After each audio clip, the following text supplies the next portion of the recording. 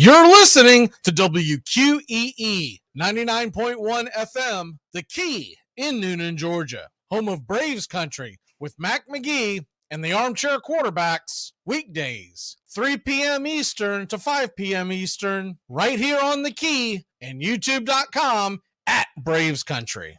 Armchair. There's something kind of about a kid that's never played baseball. We have been hoodwinked, bamboozled, and flat out deceived. Why did you get so drunk? You got drunk. I'm just really exhausted. What's in that cup? Almond Cokes. Do you have any idea how important You it have is? any idea? Really? This is You what have you're any doing? This is what idea? you're doing? Chief, what do you want to do tonight? Same thing we do every night. Try to take over the world. 106 miles to Chicago. We got a full tank of gas, half a pack of cigarettes. It's dark, and we're wearing sunglasses. Hit it. Armchair. YouTube Live. Radio station. The radio station you can call your own. Do you know what listeners like about our station? I like everything. It's always on my radio. We never stop the music, except for now, when I talk.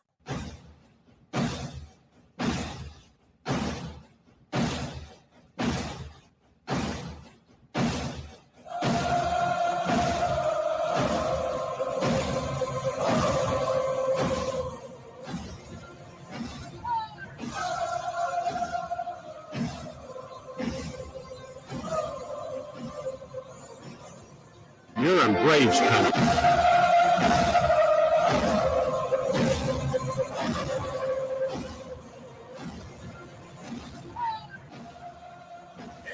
Howdy, hi, and how the hell are you? Hope you are doing well. Braves Country comes your way. Braves Country Hot Stove. We're doing this twice a week. So if you want to catch us live, you want to jump on to Braves Country Radio on YouTube, please like and subscribe. We come your way live every Monday. Thursdays, we do the drops, and we come your way on Friday on WQEE 99.1 FM. And a lot of times we will replay it on Monday mornings or the early part of the Monday show just to get you caught back up in case you might have missed it. All right, let's go ahead and get into it. And look,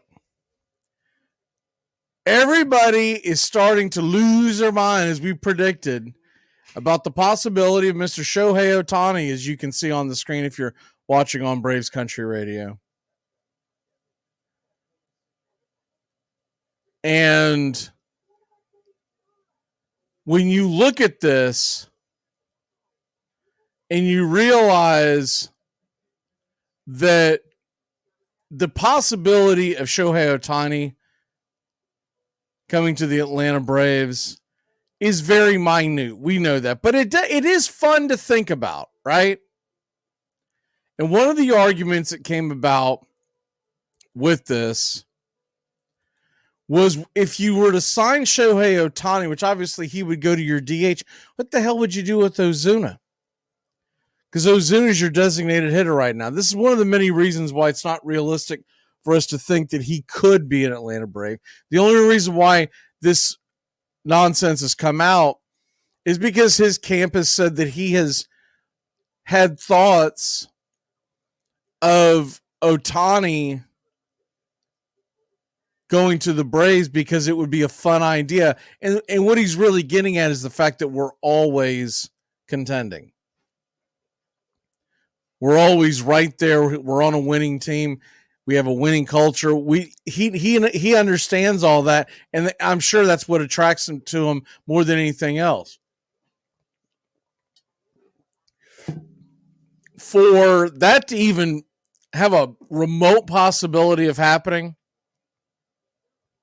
that would have to come from the higher ups, meaning that could not be something that comes from Anthopoulos.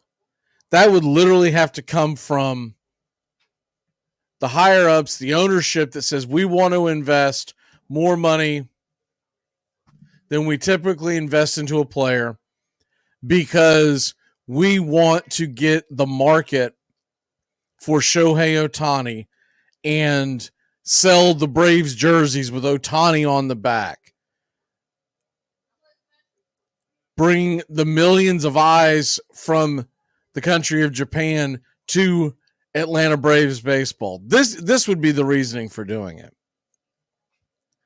Now, there's been talks about him possibly coming in and signing a very short deal so that he would have time to rehab his arm, show what he's got, and then go back out on the market in a few years. And a lot of folks believe that that would make the Braves a potential buyer at that point. I don't think that's necessarily true, because I think you're still talking about an extremely large AAV. Now, maybe the Braves would do it just to splash their toes in the water, get eyeballs on the Braves franchise, and then let him walk in a couple of years. And I can see that argument. I just figure that if he's going to take a shorter contract, typically that means a much higher AAV. So you're not talking about paying this man $50 to $60 million a year. You're talking about paying much more for a designated hitter and then hopefully a pitcher in 2025. Let's say it's a 2-year deal. That's a lot of eggs to put into a basket. Now, the argument for it would obviously be, hey, we do this, we're talking turkey, baby. We're talking about putting Shohei Otani into our clubhouse and the circus that comes with it, obviously. But we're also talking about bringing a lot of fans and bringing a lot of revenue. Though you're going to have to spend a lot, you should be getting a lot back. So with all that being said, I don't hate the idea. I just don't think it's realistic. But if you're going to do something like this, what are we talking about? Well, obviously, Ronald Acuna Jr. is not going anywhere. He would be leading off and playing right field. I would think you're going to get Ozzie Albies batting second, playing second. Austin Riley batting third, playing third. And then the idea that I saw put out there was that Otani would be your designated hitter batting fourth, Olsen batting fifth, and then Marcell Ozuna goes to left field. Murphy in the catcher position, obviously he would platoon with Darnode, Arcia, and then Michael Harris. First of all, if any of this comes to fruition, the idea that you would most likely go with Ozzie Albies at the second spot is probably wrong. You're probably going to go Acuna, then Otani, then Riley, then Olsen. And that's a hell of a 1, 2, 3, 4 punch. Then you would probably, to back up Olsen, if you're being smart about it, you're going to put the bat of Marcell Ozuna at the number 5 spot. And then Ozzie Albies drops down to 6. And look, I love the idea of that lineup, and it sounds great. But first of all, are the rumors true that he's willing to sign a short deal? I don't think they are. I think he's been waiting to hit the free agent market. If you're going to invest in Otani, you're just going to have to take the risk on whether or not he'll ever pitch again. And there's nothing that's saying that he would never pitch again. So it's almost nonsensical to even have that part of the argument. So why not think that this is going to be a long-term deal? And if it's going to be a long-term deal, you're going to be paying at least 10 years. I believe it's going to be more, because if all these other cats can go out and get a 13-year deal, 12-year deal, why is Otani going to agree to anything less? It's not like his AAV is going to be higher when he hits the free agent market at the end of a 10-year deal. So why wouldn't he go ahead and make the big splash? I've been saying all along, I think it's going to take $600 million to get him in. Now, if it's only a 10-year deal, you might get him in for $550. $500 is not going to do it. He's not signed for $50 a pop. There's going to be more. It's at least $55. You're talking about a guy, and the thing is, you'll get the discount off the first year because the first year, he understands he's not pitching, but he's fully expecting to pitch in the second year of the contract and going forward. So he looks at it, his camp's going to look at it, his agent's going to look at it as, I'm giving you 2 spots, top of the rotation in an elite designated hitter for 1 roster spot. And though it's cost you more money in the end, at the same token, that gives you a lot of flexibility. You think about it. If you have Shohei Otani on your roster, you could still roll with a 13-man pitching rotation or 13 pitchers on the staff on the roster, including a 5-man pitching rotation.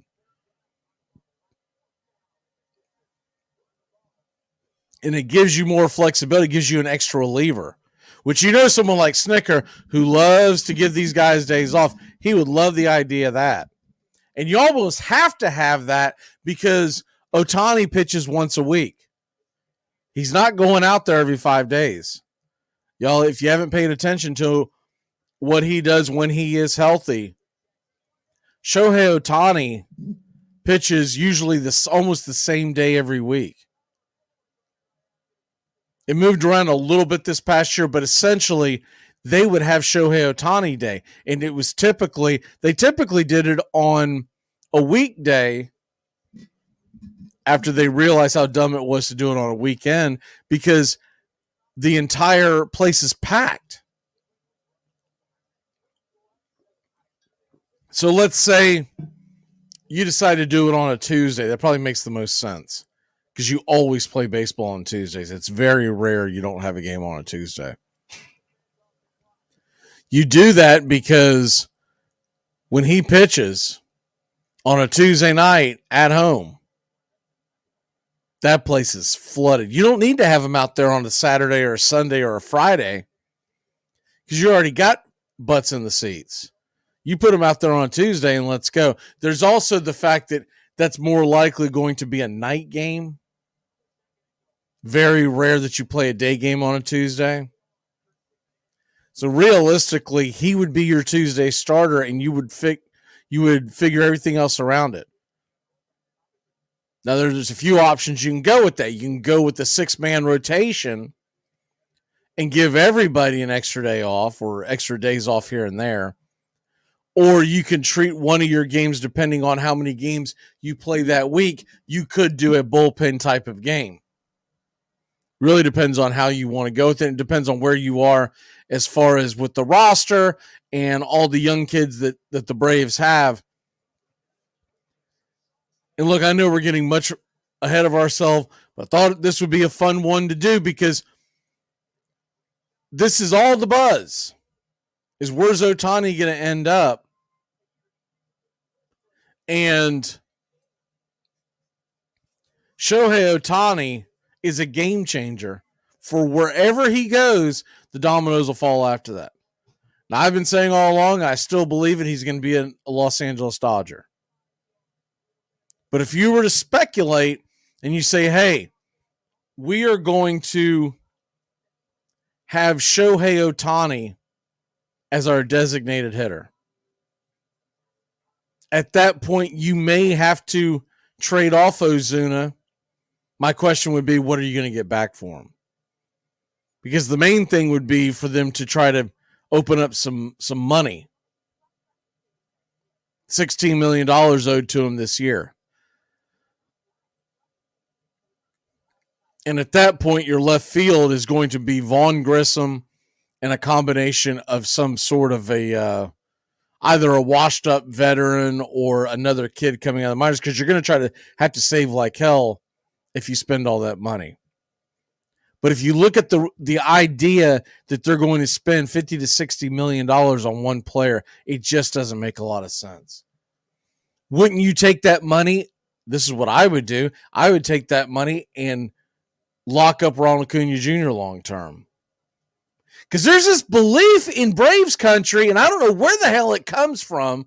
I know some of it is just dopes that don't understand the finances of the game, and they kind of tip they kind of dip their toe in the waters of Major League Baseball a few months out of the year. We see them around October. We see them in the offseason, and we'll see them on opening day, and then we'll see them periodically from time to time throughout the season.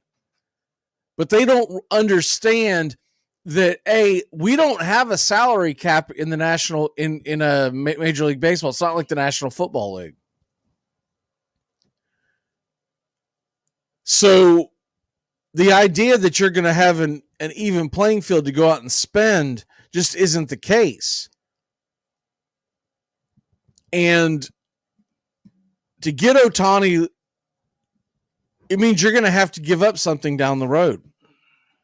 It would mean most likely you're never going to see the day where Ronald Acuna Jr. becomes a long-term Brave. He hits the free agent market. If you sign Otani to a 10-year deal, 10 plus, 11, 12, 13, whatever, there's not much of a chance there's going to be money left over to sign Acuna. We've already got Riley locked up. Olsen's locked up for the foreseeable future. So is Murphy. Ozzie is locked up for a handful of years, along with Acuna. This isn't something that's going to affect the team immediately. Harris, Arcia. Now, the one advantage you can say is this, is that the money that they saved off of Orlando Arcia being the shortstop and not re-signing Dansby Swanson makes this a little more plausible. It's just not very likely. The other thing is you can look at it big picture. If they do sign Otani, I guarantee you that means that Max Fried is gone. Most believe that Max Fried's gone no matter what, that he wants to go back to the left coast where he's from. I've never heard him say that. I don't know where all this comes from other than people just assuming you always want to go home again. Sometimes people are happy as hell to get away from home, depending on where home is. Sometimes people prefer to live at home in the off season and go work elsewhere during the regular season because they don't want to buy a place in Atlanta, live in Atlanta, et cetera, et cetera, et cetera. Maybe they just want to play in Atlanta. Obviously, they'll have somewhere to live during the season, but during the off season, maybe that's when they want to be, whether it's California, wherever the hell you're from. But if you sign Otani, you can look at it as they would be getting ready for him to be front of the rotation in 2025, paying a hell of a price for him to be to be a designated hitter for 2024, but knowing that you are going to lose Max Fried to free agency, and that would be the trade-off. But you still have Strider locked up long-term. Bryce Elder isn't going anywhere anytime soon. And when you get back off of 2025, think big picture, you'll have Kyle Wright back as well. And you'll have him on a very club-friendly deal. So you're talking about having Kyle Wright and Shohei Otani to be able to spell what you would not have for them this year, but you do have Max Fried. So all of those things check the boxes, and I love the idea. I'm going off of the Atlanta Braves. They typically do not spend this kind of money. But isn't it fun to think about it? Isn't it fun to dream? It really is. It's a neat idea. I just don't think it's very likely. I don't think it's going to be something that we're going to see. But I did think we needed to kind of talk about it today. and what the team would look like. And that starting 6 that I just gave you, 1 through 6. So once again, I'm talking about putting Acuna in right and leading off. Otani, the designated hitter, and batting second because you got righty-lefty there. Then you back that up with Riley, the right-handed batting third. So Otani's going to see pitches. Then you've got Olsen backing him up and batting fourth. Ozuna batting fifth. So right down the line, you've got righty-lefty, righty-lefty. Righty. All power bats. Every single one of them a power bat. Then the number 6 bat, still a pretty damn good power bat in his own right, Ozzie Albies. He's good for about 30 a year if he's healthy. And then the number 7 batter, this would be the interesting one. Here's the thing. I've talked about this before. I love Harris batting 9th because I love the idea that he's going to see more fastballs early in his career when you really can't rely on him to be top of the order. Then what the hell is the point of pulling him out of the 9 hole? Because if he's at the 9 hole, not only does he see more fastballs because Acuna is right behind him, and first of all, they want to get Harris out. They don't want to walk him. But then when Harris gets on base because of his speed, Acuna is going to see more fastballs because they don't want Harris swiping the bag. So it's twofold. So personally, I would keep him at the number 9 hole, but I could see them moving him to 7 and doing it traditionally and have Murphy 8 and Arcia 9. Of course, when Travis d'Arnaud plays, you would slide him in there. But you get where I'm going with this. And then obviously, here's the other thing.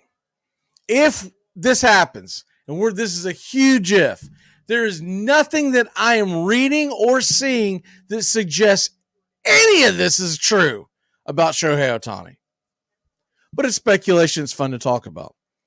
If this happens, and you did hold on to Ozuna, but remember, he's got a controllable year in 2025 too. So are you going to put that much money into Ozuna along with Otani? See, it's going to get sticky. But with all that being said, if you did hold on to Ozuna, if you kept him, that automatically means you got to trade. You got to move Vaughn Grissom. Because at that point, the kid has proven with the bat that he belongs in the major leagues. So if we don't sign Otani, I think you give him a shot at left field. But if you do sign Otani,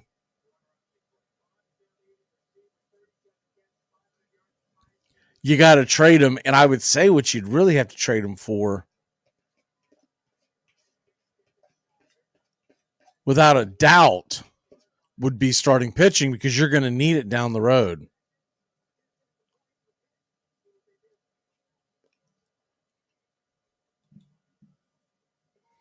And so looking at it big picture,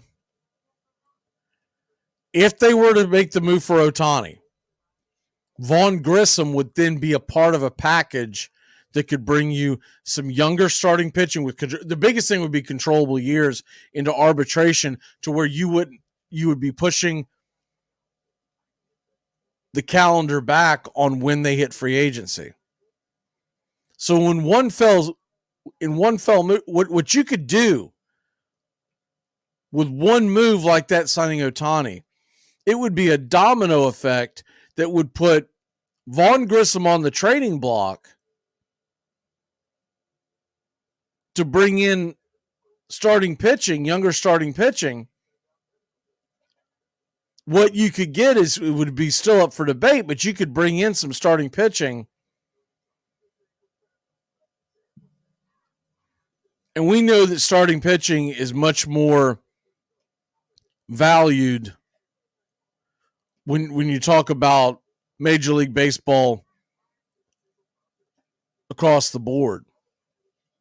Major League Baseball franchises do not give up young starting pitching very much. But if they've got a need and you can find a surplus, you can probably get some good. You either go out and get some pretty good two pretty good pitching prospects for Grissom, or you're going to package Grissom with someone else to get an elite prospect, and you would move on from that. But a lot of things could obviously play into this. And it would be a lot of fun to see Otani in a Braves uniform. I'm not going to lie. I would love it. Whatever the hell they had to do, I would love to see it. Because it would make it a lot of fun to cover this team. But we have to be realistic. If we've seen over the last couple of off seasons, Freddie Freeman go to free agency. They didn't bring him back on, what was it, $160 million deal. Dansby Swanson go to free agency. They didn't bring him back on a deal that I think the Cubs went north of 170. How the hell can we expect Shohei Otani to be coming in to Atlanta with the deal somewhere around $600 million? And if he were healthy, I'm talking about from the pitching side of it, I think you would have seen every bit of $700 million. Every bit of it. You might have even seen it much higher depending on how long of a contract he would have gotten.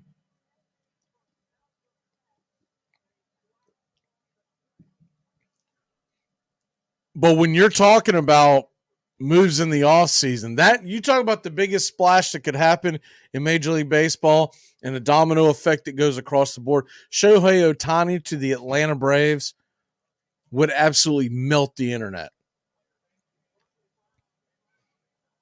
An MLB shop / Atlanta Braves or whatever the hell the website is.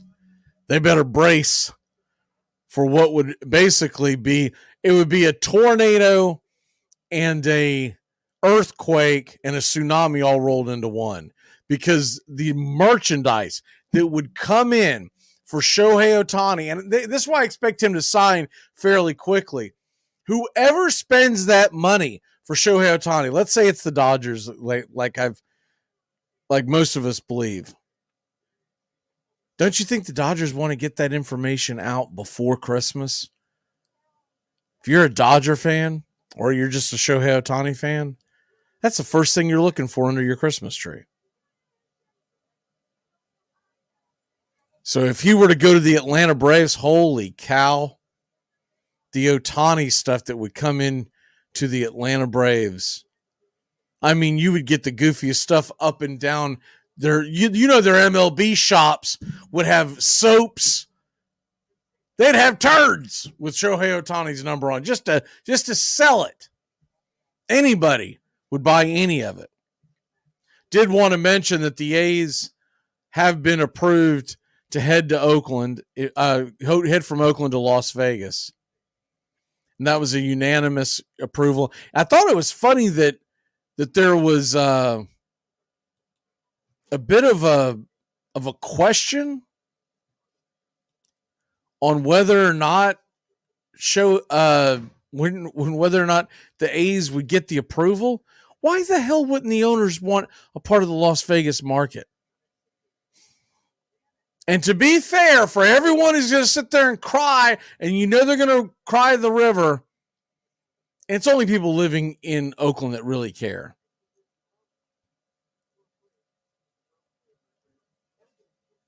But the people will sit there and say that it's a dark day in Major League Baseball because nobody needs to see another team in Oakland. In Las Vegas, we need to keep them in Oakland. What kind of dopey ass comments are that?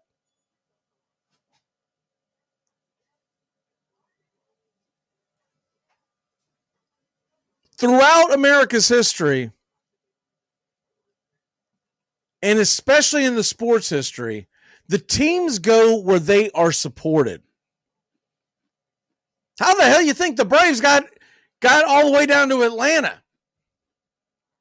Because there was money to be made. They originally left Boston because they were getting pushed out by the Red Sox fans. And they wanted their own area, so they go to Milwaukee. Then they found a much lucrative deal, and they also looked at it as, hey, there is no team of the South.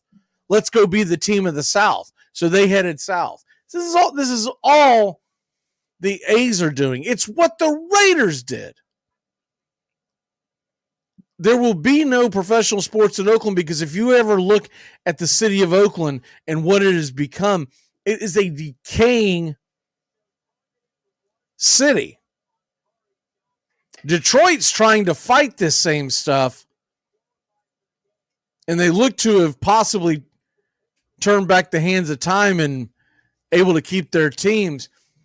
But when your city falls apart, and this is what happens when you elect your officials, you need to make sure that they've got your best interest as a sports fan, no matter what city you live in.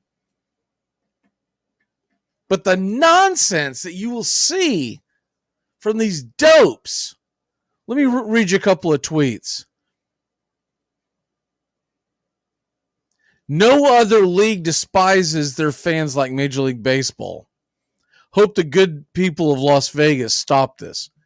What about the damn Raiders? They've already left the same city to go to the same city. It was the Oakland Raiders to the Los Angeles, back to Oakland, and now Las Vegas. The Oakland A's have been there for decades, and they have lost the fan base years ago. And to be fair, you can sit there and point all you want to on that ownership. That ownership put winning teams out on that field year after year after year. The hell do you think Moneyball came from? In Oakland, everyone thinks of Oakland as this poverty franchise that hasn't won anything. They have been competitive playoff teams up until the last couple of years. The final nail was the pandemic, and their local politicians did a lot of things to tear that city apart. Now, and there's a mass exodus that will continue to happen. You can't just have a team in a city because of nostalgia. It would be the equivalent of doing that with a dying department store. Think of any of the department stores that you grew up as a kid. I can remember some. Montgomery Ward. They're no longer around where I live in anymore. Things change with the times, and Las Vegas is the new hip spot, and the A's want to be a part of it.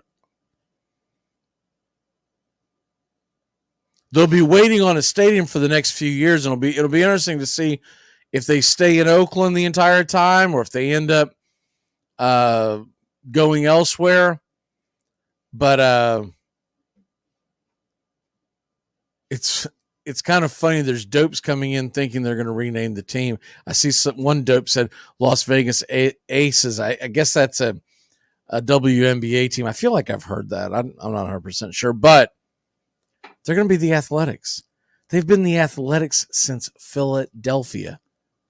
And when you see a dope put that on, you understand that they don't know baseball. Because they probably think the Oakland Athletics became the Athletics when they arrived in Oakland. They have no idea that there was a Kansas City Athletics, that there was a Philadelphia Athletics. The great Connie Mack. I for one am happy to see it because it's good for baseball to be in thriving cities and not in dumpster fires like Oakland. And this is nothing against the Oakland fans. I hate it for the diehard Oakland A's fan who lives in Oakland, who goes and watches the game. But there's only about 15 of y'all, and it's the same thing I'll say to any Miami Marlin fan when this eventually happens. That's overdue. And we'll see what happens with the Tampa Bay Rays. They got the agreement to the new stadium. I have my doubts this does anything for their fan base. There's always a damn excuse on why you don't go to games. But the simple fact of the matter is, if you're not going to games, that's the key. And I can tell you, to a man living in Florida, growing up in Florida, you never hear anybody talk about the Tampa Bay Rays. But if I go out and wear a Braves hat somewhere, I instantly run into Braves fans. People have given me Tampa Bay Rays hats over the years. Sometimes I'll throw it on to head to the grocery store. No one says a damn thing. Hell, half the time they go Bucks. That's a very, very telling thing when I hear go Bucks and I've got a Rays hat on. For those of y'all on WQEE, our NFL rankings is next. All right, we're going to go ahead and take off here, and y'all have a great day. We'll see you live on Monday. We go live 4 to 5. Have a great day whenever you're consuming this. Great night, great morning, great day. Get it, get it, get it. You're in Braves country.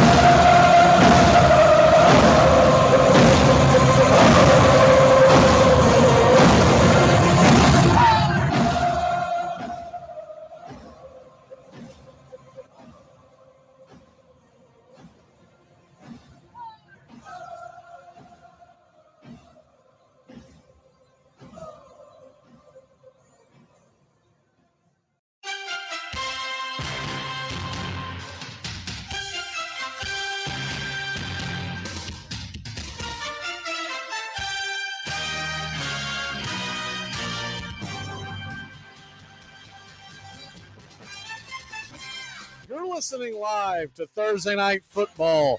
The 5-4 Cincinnati Bengals are set to invade Baltimore to take on the 7-3 Ravens. 2 games back in the division, and the Bengals are 0-2 in the division on the year. Baltimore comes in 2-2. This is the must-win game for the Cincinnati Bengals, who come in plus 3.5 out in the desert. The over-under is 46.5. Get set, ready, go. It's Thursday night in America. Ravens, Bengals, get your game face on.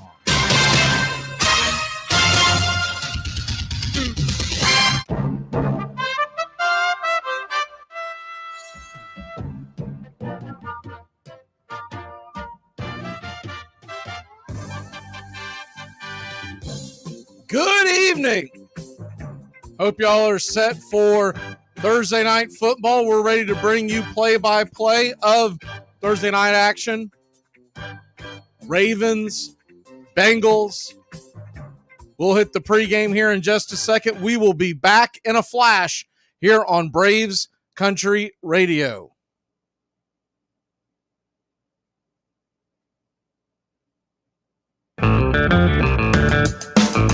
Hey, sports fans, the Key has a brand new show. Braves Country is coming your way weekdays 3 p.m. Eastern to 5 p.m. Eastern. Drive time on WQEE. Braves Country is a Southern sports talk show with Mac McGee and the Armchair Quarterbacks. We'll be talking the Atlanta Braves and Major League Baseball, along with everything important to sports fans in Braves Country.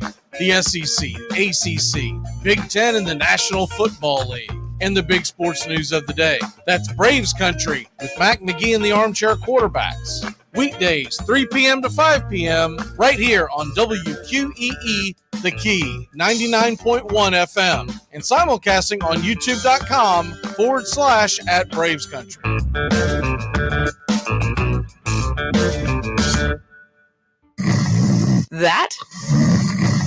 That's the sound of NyQuil Severe hard at work. NyQuil Severe is the best sleep with a cold medicine. No tossing and turning, just rest and recovery.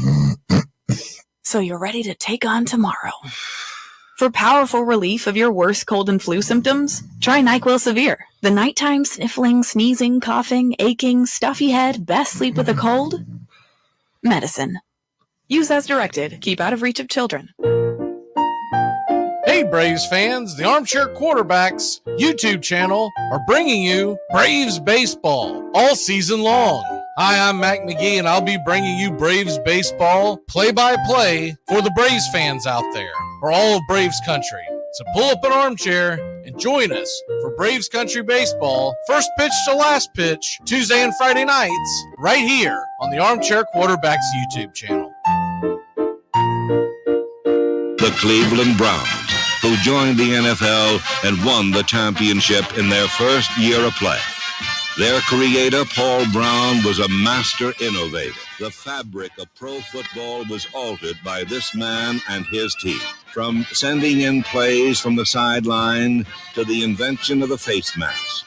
It was Brown's intention that everything his team did would be ahead of its time. And that meant being the best. Quarterback autogram. Welcome in as the kickoff goes deep and is not returned. Your Baltimore Ravens versus your Cincinnati Bengals are underway, and they will be starting 1st and 10 on their own 25. Ravens are in all black, top to bottom. Lamar Jackson comes set. Shotgun formation. Snap, drops back to pass, fires it over to the right-hand side. Wide open is Mark Andrews, and he comes in for a first down on the first play of the game. Good pass by Jackson as Andrews was wide open on that play. Just kind of tucked down underneath the zone coverage. And about a 14-yard pickup. It's 1st and 10 on the 39. Going left to right on your radio dial.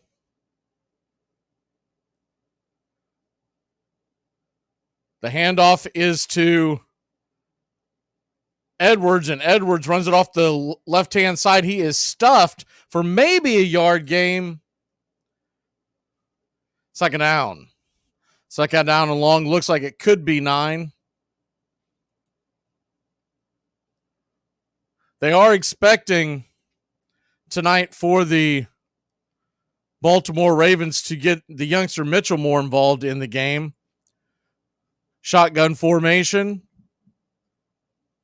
Edwards comes in motion and then back into the backfield for wide receiver look for Jackson from the shotgun. Here's the snap. Drops back to pass. Fires it over the middle. Wide open.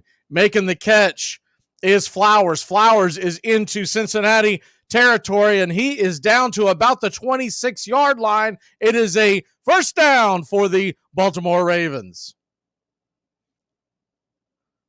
Good play design there by Baltimore, as it appears that they're going in and out of man and zone coverage. That was man coverage, and the defender just got picked off on the play.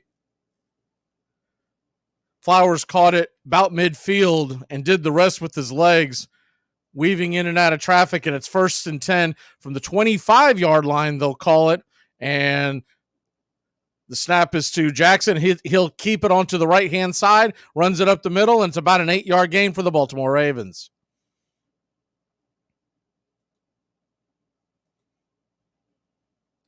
Second and 3, 12:40 left here in the first quarter. Hope y'all are enjoying your evening.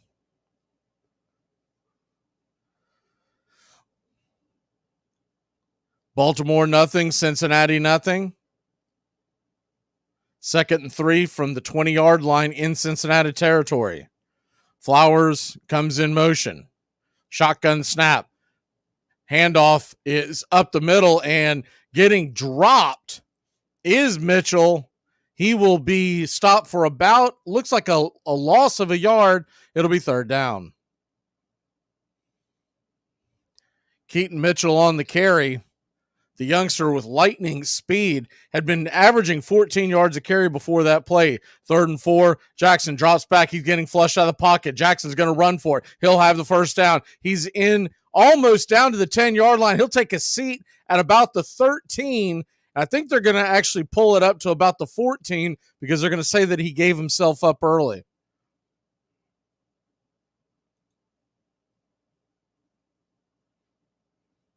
So 1st and 10, 12-yard line, 13-yard line, we'll see.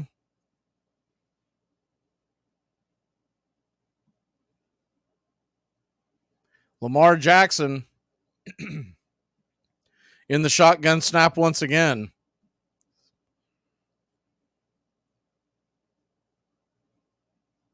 Shotgun formation, 3 wide on the side. Jackson fires it over to Andrews. Andrews has it, catches it, rumbling, stumbling inside the 5-yard line. He's down at about the 4, and I believe he's injured. He is shaking his head. He is holding his helmet, and they're going to be calling over the trainers.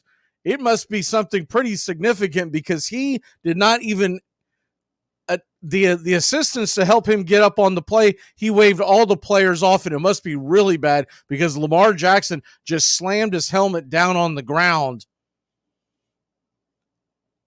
I don't want to play doctor here, but it looks like that it could be a bad one. They are going to break. We will go to break. We will be back in a flash. Ravens inside the 5, but Mark Andrews once again is down on the play.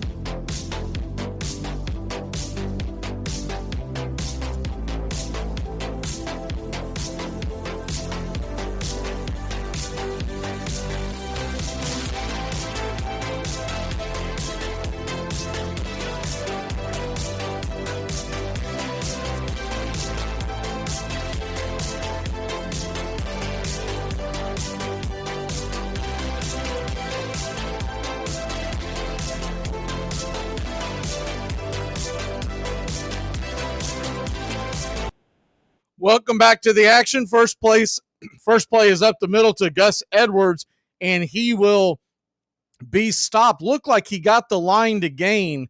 They may be looking for a measurement. No, they're going to go ahead and call it. It's 1st and goal, Baltimore, at about the 3.5-yard line. We're having some technical difficulties. I think I got it figured out here on our end. 1st and goal, Baltimore Ravens going left to right on your radio dial. Shotgun snap pitch on the way. Gus Edwards has the ball, and he dives into the end zone. Touchdown, Baltimore Ravens. Pay dirt, and Gus Edwards makes it 6-0. Baltimore in the early going here in the first quarter. Good, impressive drive by the Ravens. 75 yards, 9 plays, 4 minutes and 58 seconds.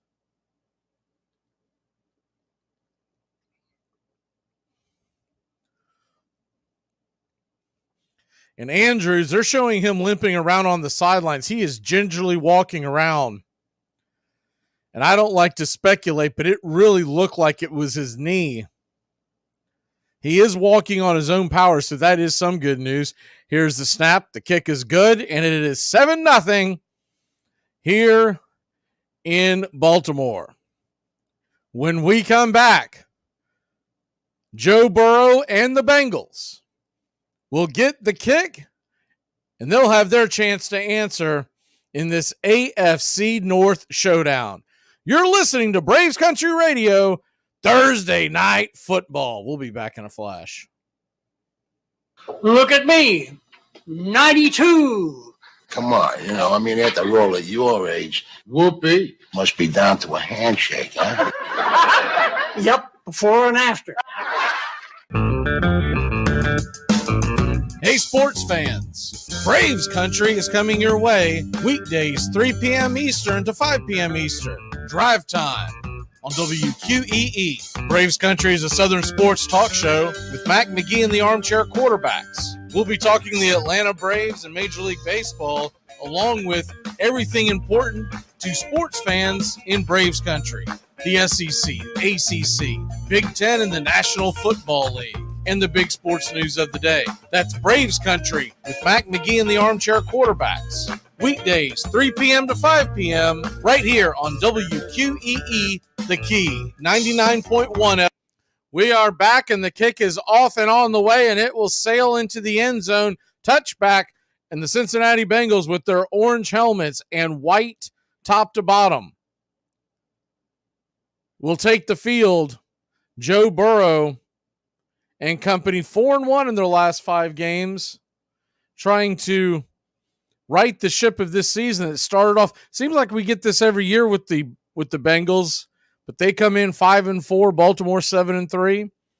1st and 10 from the 25, right to left on your radio dial. Burrow drops back to pass. He is being flushed out of the pocket. He'll take off and run. He will dive forward for about an 8-9 yard gain. And it's second and very short for the Bengals.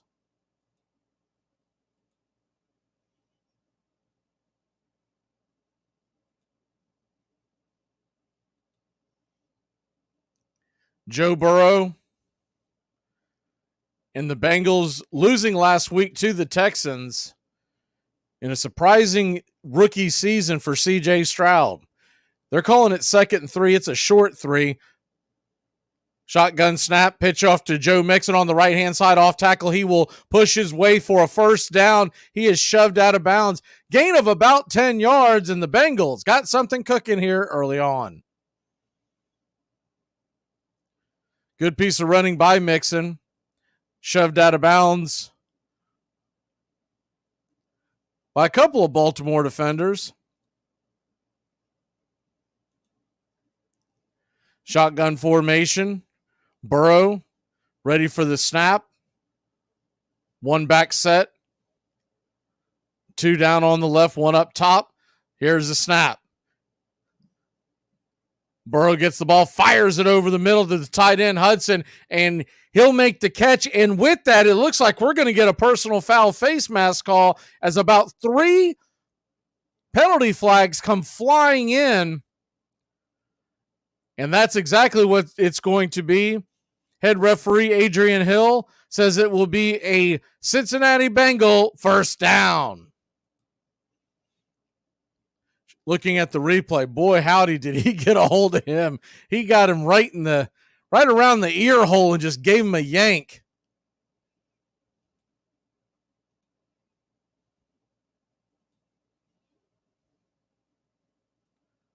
So 1st and 10 on the Baltimore 35. Shotgun formation. Burrow sends Chase in motion. Here's the snap. The throw over to the right side to Chase. High throw. Chase tips it up in the air. It'll fall harmlessly to the ground. A couple of defenders were in the area, but no chance to get the ball. Dangerous pass on that play.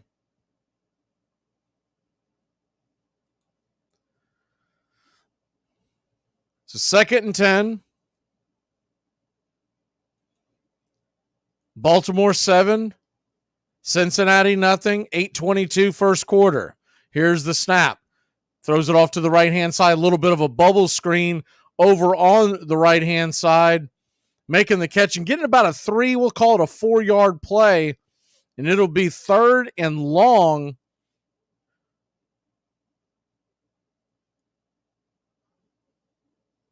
for the Bengals, just on the edge of field goal territory.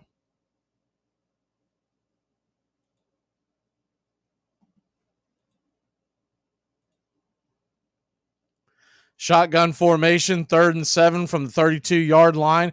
Joe Burrow looking at the defense. Baltimore showing blitz. A little bit of confusion. They're going to call a timeout as Burrow did not like what he saw. Had a couple of guys going to the line and in confusion. The Bengals will take a timeout. We'll take a timeout with them. We'll be back in a flash here on Braves Country Radio. Thursday Night Football. Bengals and the Ravens. AFC North Showdown.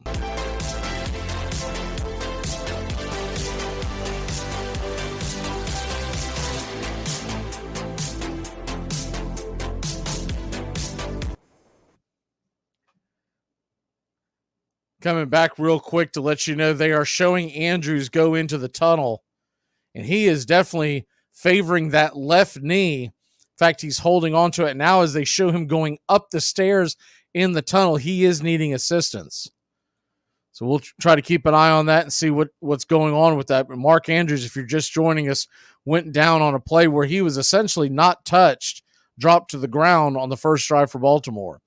3rd and 7, shotgun pass, fires the ball over the middle, and that ball is going to be knocked down. Good defensive play by the Ravens. Marcus Williams knocks that one away. And it'll be 4th and 7. That'll bring out the kicking unit. Burrow tried to thread it in there. The Ravens were disguising a zone blitz. That'll bring a 50-yard field goal attempt on for the Cincinnati Bengals. Here's the snap. The ball is up. Hammered right through the uprights on the right-hand side. It is good. And it's 7-3. Bengals on the board.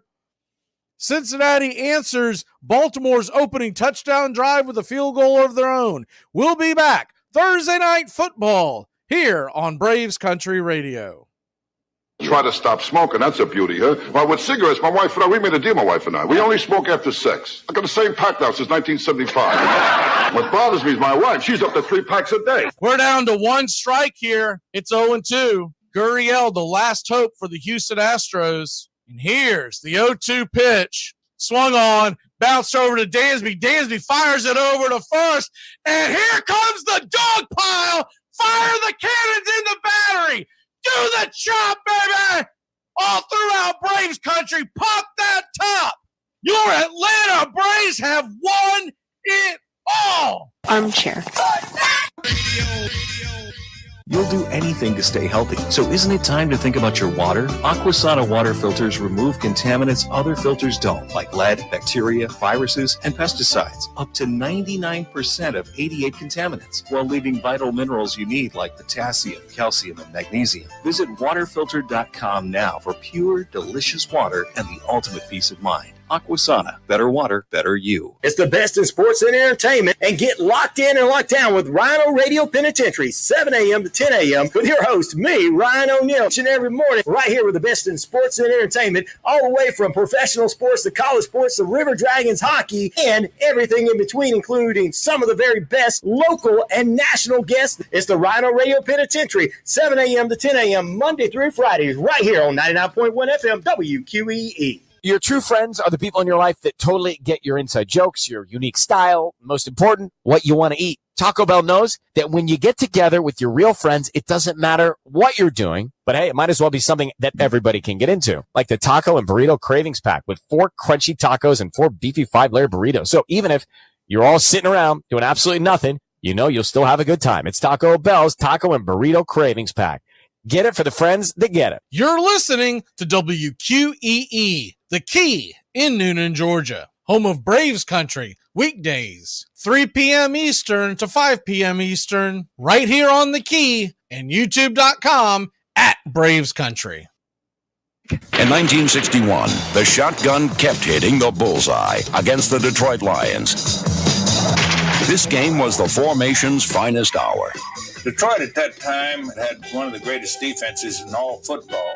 They hadn't had over 10-point average scored against them in 4 or 5 years. We had never seen the shotgun before, and they literally picked us to death. They would do 5 yards and 6 yards and 5 yards, and whatever defense that we would do, they were able to offensively take advantage of. Welcome back. Kickoff is into the end zone, sails deep into the end zone, and the Baltimore Ravens will start once again on their own 25, leading 7-3. Taking another look at that injury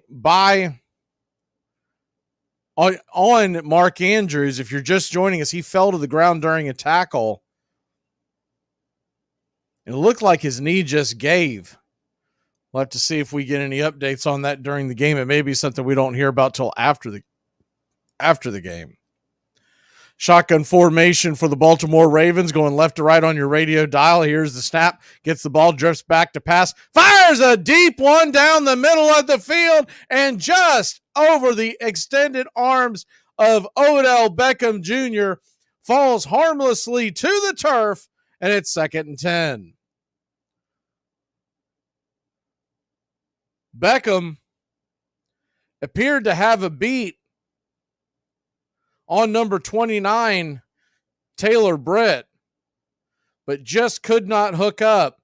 Ball was probably about 2 to 3, maybe even 4 yards in front of Beckham.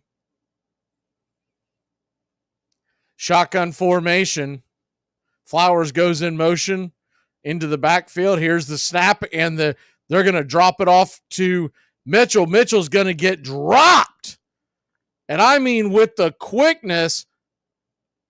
Hendrickson in the backfield, picking the pocket of the Ravens and slamming the tailback to the turf.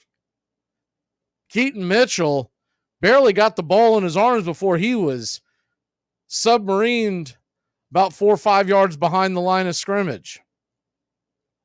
So 3rd and long, we'll call it 3rd and 14, 21-yard line of the Ravens. Now it looks like we're going to get another timeout. See if this is an official's timeout or if this is there is a whistle and a flag is being thrown. And it's a 5-yard penalty. I believe it was a legal substitution on the Cincinnati Bengals. So it'll make it a little more manageable. 3rd and 9 now. Lou Anarumo, the defensive coordinator for the Bengals, is livid on the sidelines. So 3rd and 9, shotgun snap, 4 wide, 1 in the backfield. Here's the snap. Jackson drops back to pass, and he is going to get dropped. He is sacked. That man is down and down for the count. Is that Hendrickson again? It looks like it is. And Hendrickson, one-man wrecking crew on this Baltimore possession. And the Bengals will get the ball right back.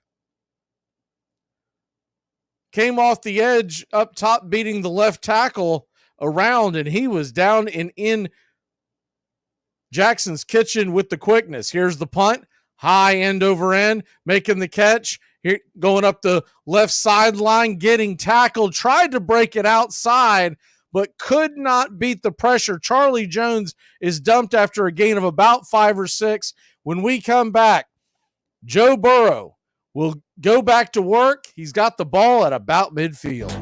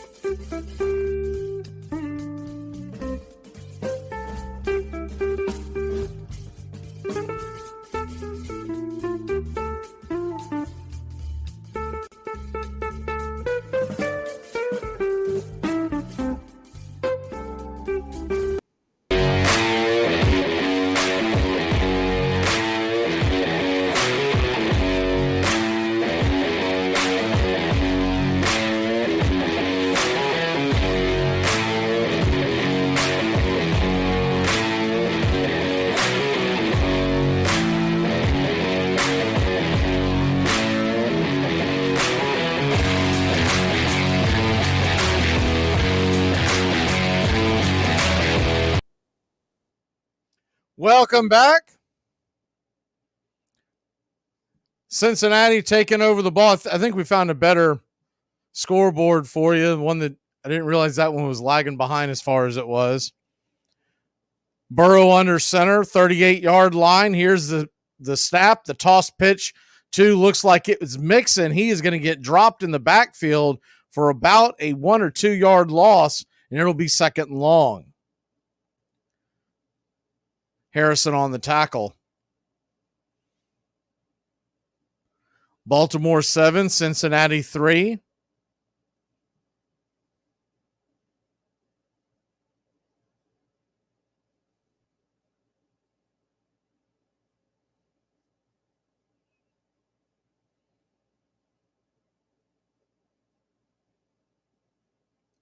Shotgun formation.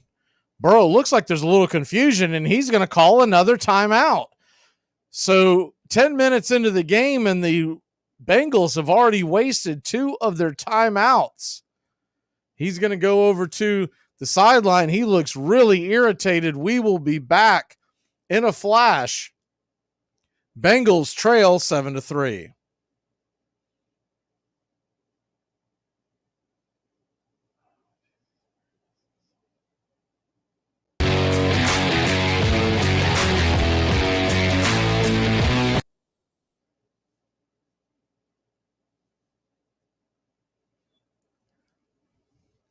Well, a little bit of confusion. It looks like they're going to go back under center. They were charged the timeout, a quick timeout by the Bengals.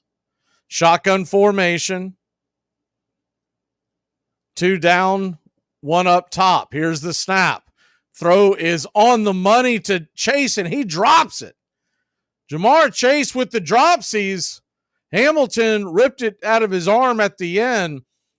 But Chase will tell you he should have had that catch. Jamar Chase was open on the play. Little out pattern, and Burrow hit him right in the hands. And Harrison got his arm in there and just kind of knocked it out. So it'll be 3rd and 10. Shotgun formation. Burrow. 3 wide, 1 in the back. Burrow drops back to pass, and he's going to be sacked. He is going to get absolutely ransacked by this Baltimore Ravens defense. Coming in and making the tackle, it looks like that it was number 24, Jadeveon Clowney, the outside linebacker, former defensive end. And it was Clowney. So Burrow and the Bengals 3 and out after the Bengals forced a 3 and out with the Ravens. 7-3 your score, 4 minutes here left in the first quarter. Here's the punt, end over end, high in the sky, coming in, making the catch, the fair catch for the Ravens is DuVernay, and the Ravens will get the ball when we come back. They lead it 7-3.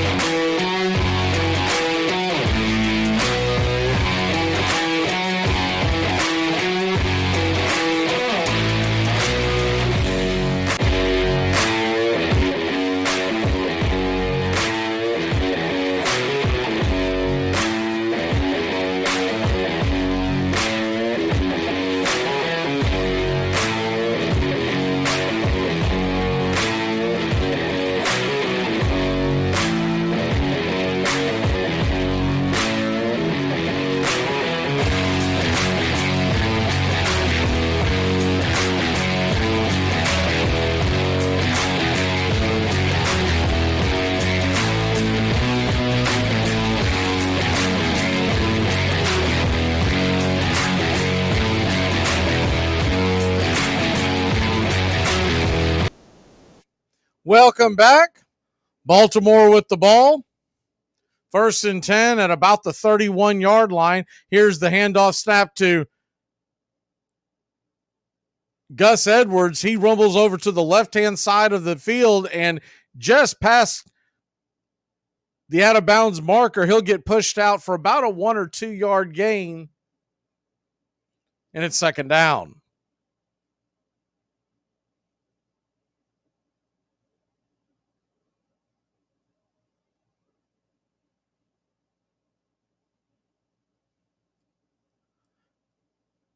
Second and long. 32-yard line, 33-yard line. Here's the play action pass. Lamar Jackson dumps it off to Edwards once again. This will be a short gain on the left-hand side.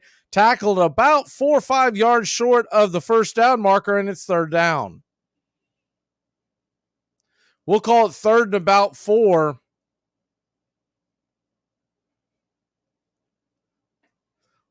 Ravens 7, Bengals 3. 3 minutes left here in the first quarter. College football action tonight. Pittsburgh leads Boston College 10-6. They're just heading into the third quarter. Shotgun formation for the Ravens. Here's the snap. Jackson drops back. He's getting flushed out. Hendrickson chasing. He was tripped. No flag on the play, and Jackson is going to have to throw it away. Kind of an underhanded throw. They're not going to call intentional grounding as he was out of the box, and he is short to get up, slow to get up. And the Ravens,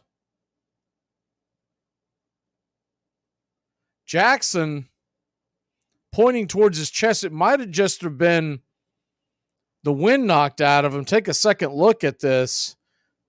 He threw the ball, came down.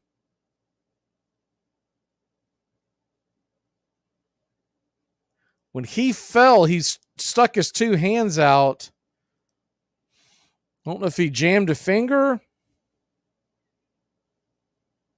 He is up now. He is looking at his left arm. He does appear to be somewhat okay, but we'll have to keep an eye on that as the Ravens will be set to punt. Man, Baltimore is really taking a hit here in the first quarter. They've already lost Mark Andrews, which appears to be for the rest of the game as he wobbled off the field with the knee injury. 4th and 4. The punt is high and deep. Making the play is Charlie inside the 10. He's going to return it. He brings it out, and he's going to scoot all the way up to the Cincinnati 28-yard line. There are flags coming in after the play. I don't think it had anything to do with Charlie Jones, the returner. We'll see if it's on Cincinnati or Baltimore. Here's the call. Personal foul on Baltimore. Unnecessary roughness. Have to take another look at this. Harbaugh did not like the call. That's going to give Cincinnati incredible field position.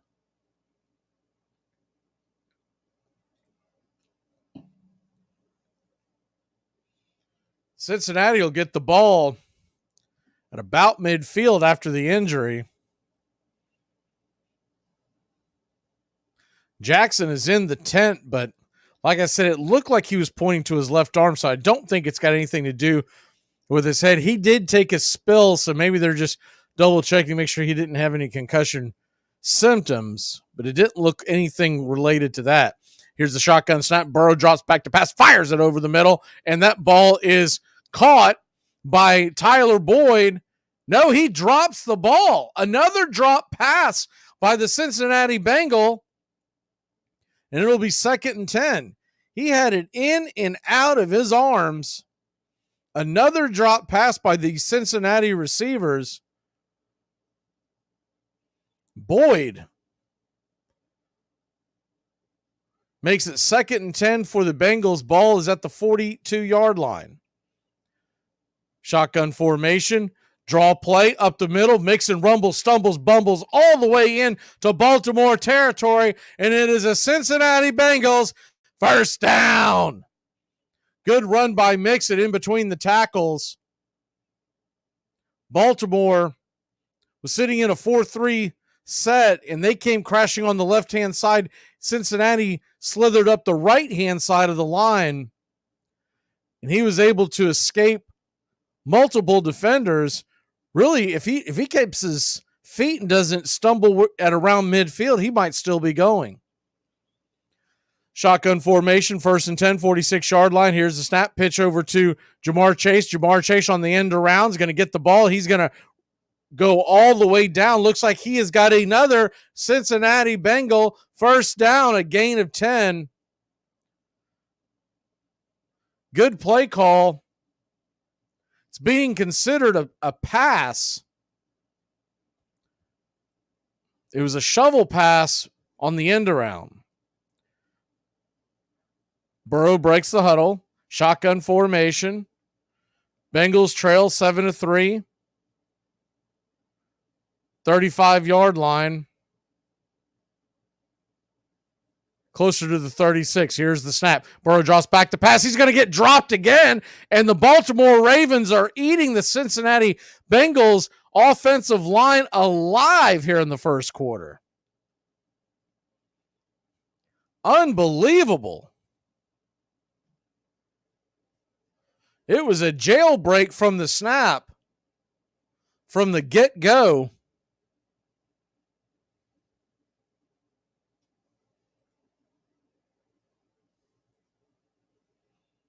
We'll go back to it.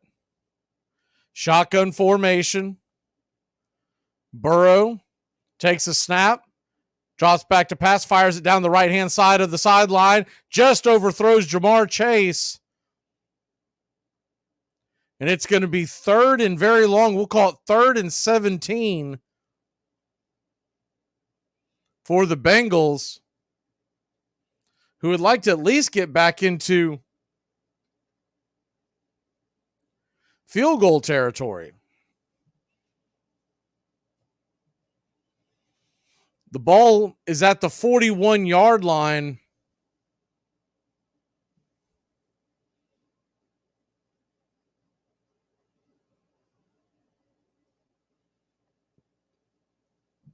Shotgun formation. Burrow drops back to pass, has to get rid of it, dumps it off to the tight end. He's going to get about a 5, we'll call it a 6-yard gain, but nothing really doing there. Does get Cincinnati in better field goal range. So it looks like that was Tanner Hudson that made the catch. Escapes up the sidelines. Jackson's out of the tent, and he is now running. Although he was looking at his left arm, looks like he's testing out his legs now, so we'll have to see. He does look like he's prepared to go back in. And that's the end of the first quarter. When we come back, should be a field goal attempt for the Bengals. Baltimore leads it 7-3 here on Thursday Night Football.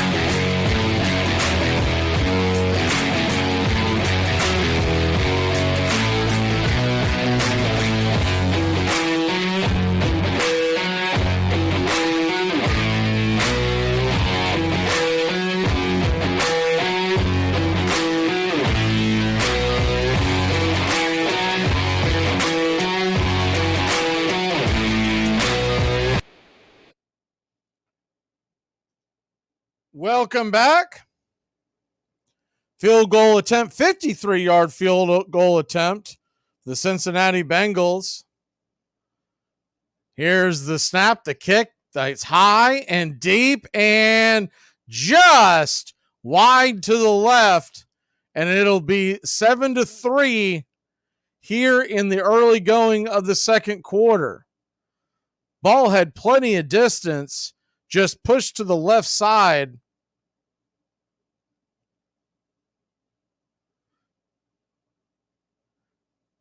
And Baltimore will take over in pretty good field position.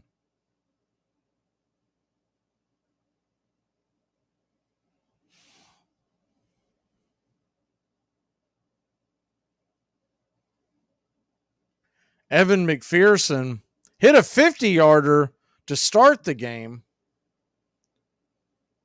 Misses a tough one there.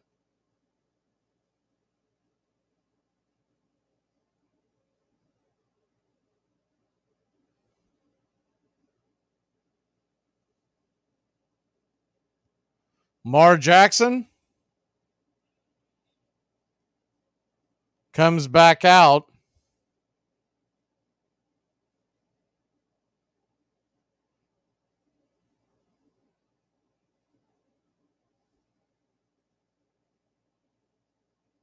Here's the snap. Shotgun formation, hands it off up the middle, and he's going to get dropped. Mitchell, once again, they've been trying to get Mitchell into this game. Remember, he's been very explosive when he's gotten the ball out in space.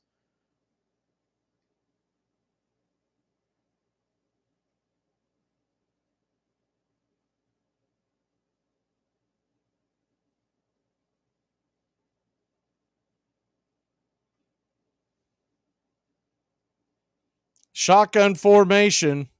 Baltimore drops back to pass. He'll fire it over the middle, and it is just out of the outstretched arms. Falls incomplete. There is a flag on the play. We'll have to see what this is about. Lamar Jackson firing the ball over the middle. Trying to get to, look like Charlie Kolar. We'll have to double check that. Pass interference on the call, and it will go against the Bengals. That'll be a Baltimore Ravens first down.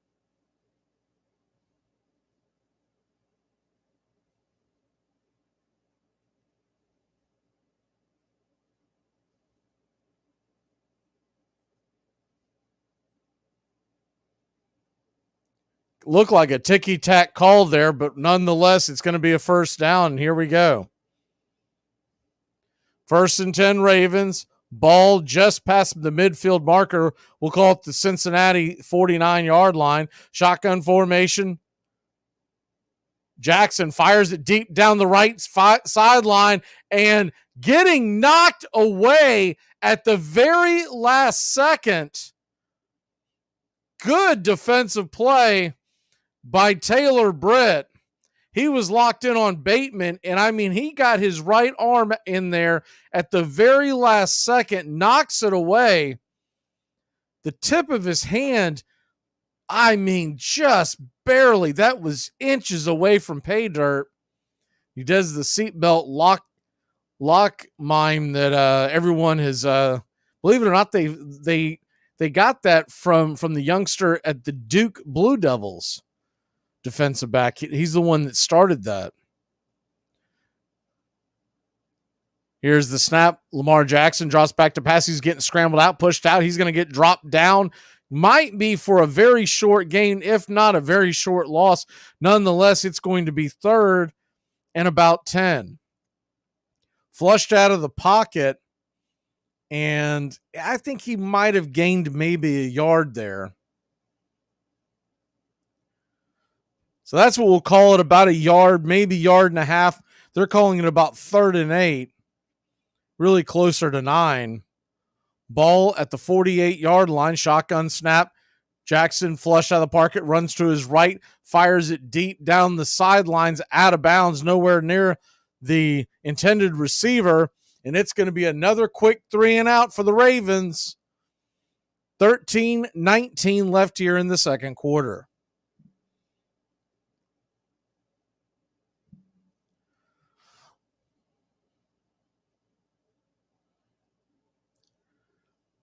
Baltimore Ravens, if you're just joining us, went up and down the field on the first drive, getting the now injured Mark Andrews involved in a couple of the plays. He left with an apparent knee injury. Here's the snap. The punt's away. Good rush on the punt. Charlie Jones makes the catch. He's going to try to run it back. He gets absolutely pummeled by about 3 or 4 Ravens, and that's where the Bengals will start the drive at just past the 15-yard line. Joe Burrow and company will go back to work.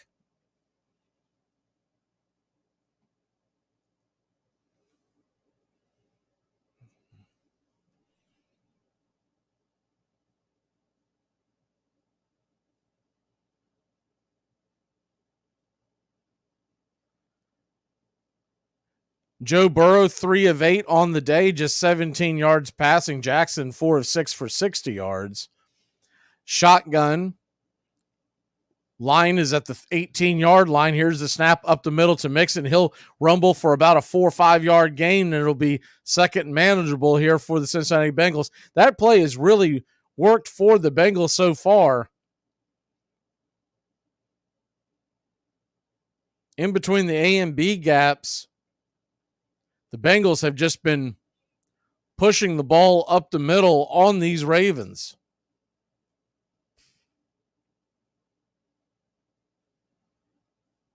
So 2nd and 4. Shotgun snap. Burrow drops back to pass. Has all day. Now being flushed out of the pocket. Drips it over towards Smith. And the ball is going to be thrown to the ground behind the intended receiver. Falls incomplete, and it's now 3rd and 4 for the Bengals.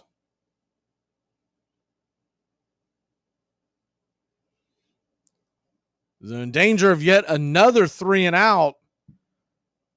Joe Burrow gets the call from the sidelines.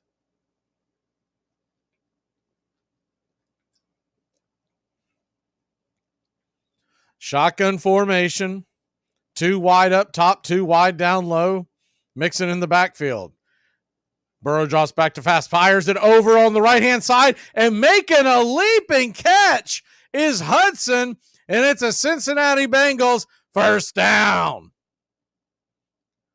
Good throw by Burrow. Just a little wheel route on the right-hand side, and he beats the coverage, drops it in between the cover man and the safety coming over on the top. The Bengals move the chains. It's at the 45. 1st and 10, shotgun. Handoff is up the middle to Mixon. Mixon rumbles for about 3, maybe 4 yards, and it'll be 2nd and 6 for the Cincinnati Bengals. 11:38 left here in the second quarter. Boston College, by the way, has taken a 13-10 lead over Pittsburgh. Pittsburgh was a 3-point favorite.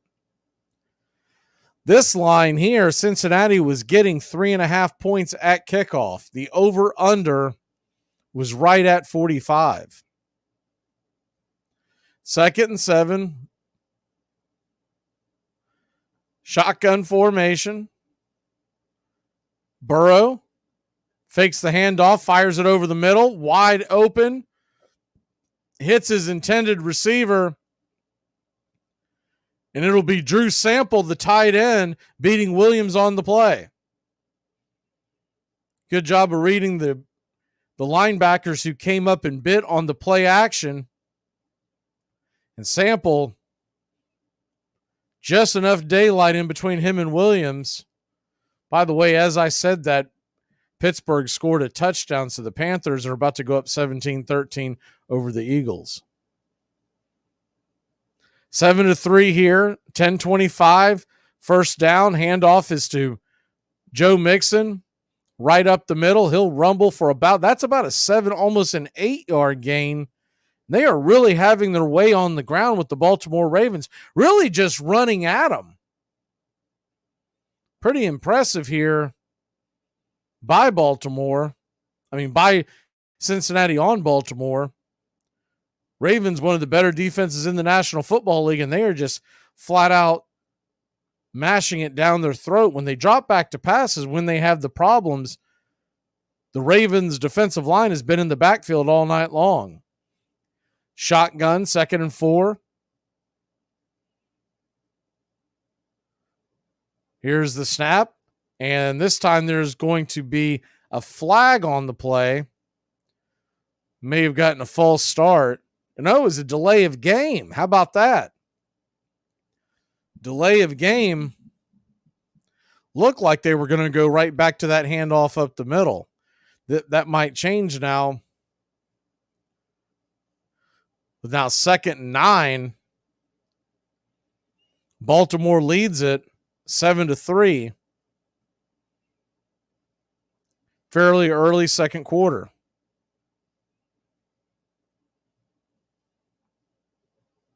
So 2nd and 9, ball's placed just past the 38-yard line. Here's the snap. Burrow drops back to pass.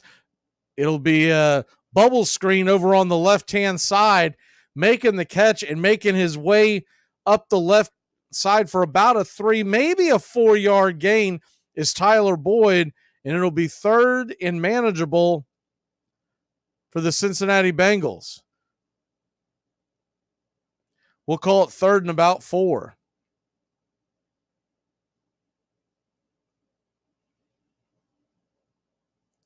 Shotgun formation. Ravens 7, Bengals 3. 3rd and 4, 8:33 left in the game. Here's the snap. Burrow drops back to pass, fires it over the middle, and it is caught for a Cincinnati first down. Looked like that might have been Boyd again. Fired that ball right over the middle, and it was Boyd. Just beat his man to the inside and had plenty of room to roam.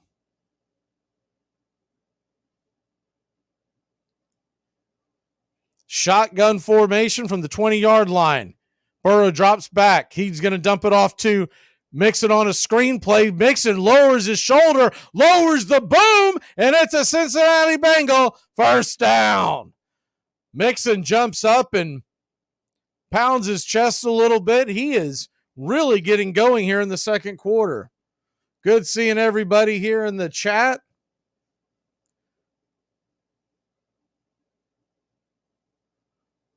Joe Mixon's been the story of the game so far for these Bengals. And it is 1st and goal, Cincinnati.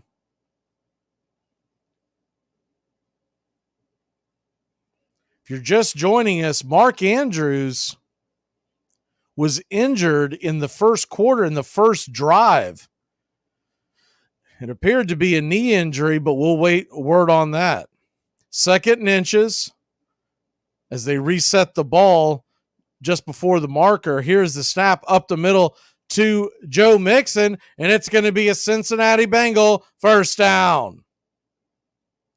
Gain of about 3-4 yards, and now it will be 1st and goal.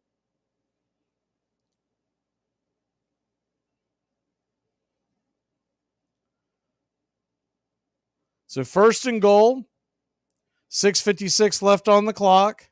Shotgun formation, 4 wide, and there's movement on the line. That's going to be another Bengals flag, continuing to stall out the Bengals, and Burrow getting onto his offensive line. Going to have a hard enough time trying to score on these drives without shooting yourself in the foot.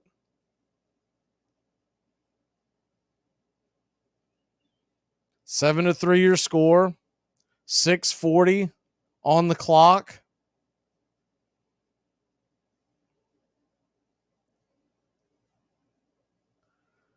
Shotgun formation, 3 wide on the right side. Snap.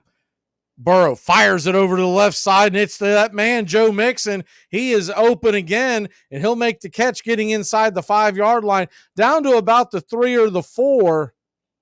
And it'll be 2nd and goal for the Bengals. If you look at this game and you look how it's gone, really it's felt like the Cincinnati Bengals have dominated this ball game, but they don't have the points to show for it. Shotgun formation. Burrow drops back to pass, flips it over there to Joe Mixon, and he catches the ball, and he rumbles into the end zone. It is a touchdown for the Cincinnati Bengals, and they have taken a 9-7 lead. 5:49 left here in quarter number 2. What an impressive drive. 82 yards by Joe Burrow and the Cincinnati Bengals.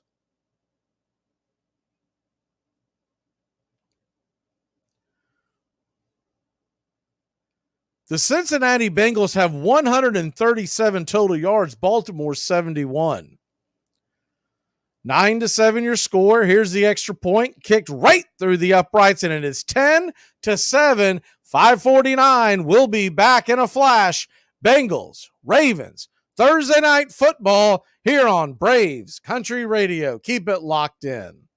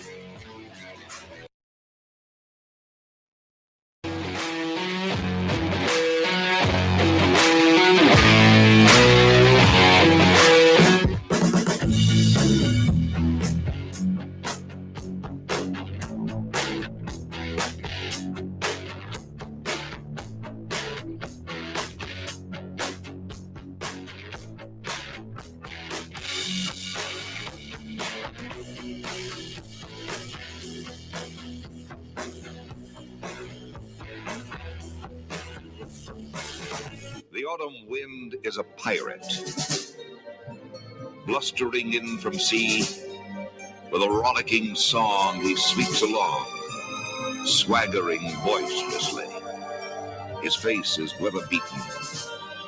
He wears a hooded sash, with a silver hat about his head, and a bristling black mustache. He growls as he storms the country, a villain big and bold. And the trees all shake and quiver and quake as he robs them of their gold. The autumn wind is a raider, pillaging just for fun. He'll knock you round and upside down and laugh when he's conquered and won. Armchair. Welcome back. They are showing Joe Burrow as the kickoff goes end over end into the end zone. No return on the play. Baltimore will start the drive at the 25-yard line. He's kind of shaking his hand around.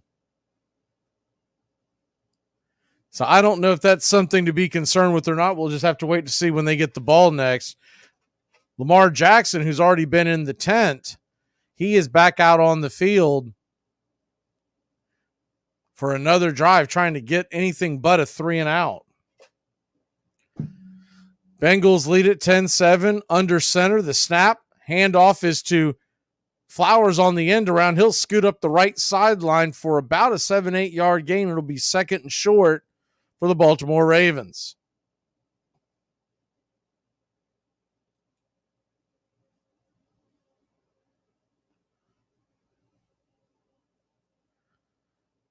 (10-7) your score. Mitchell is in the backfield with Jackson, shotgun formation, 2 wide on each side. Here's the snap.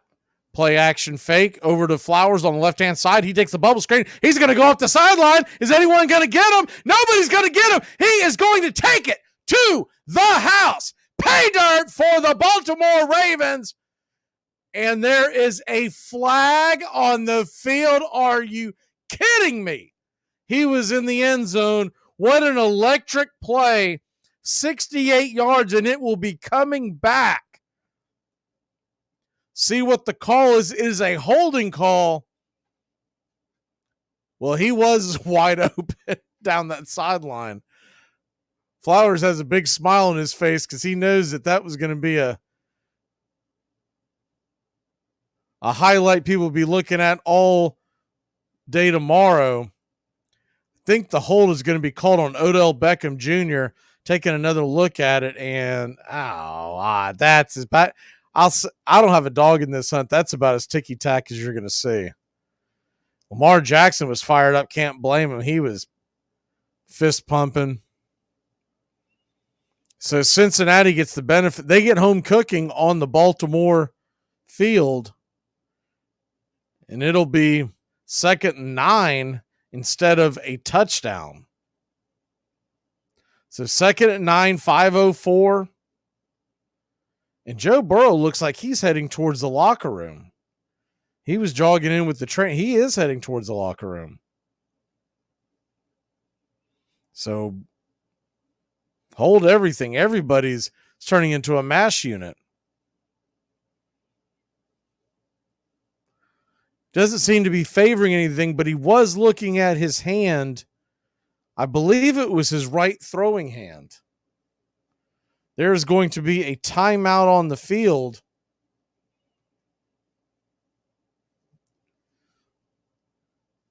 And it looks like he cannot grip the ball is what they're saying.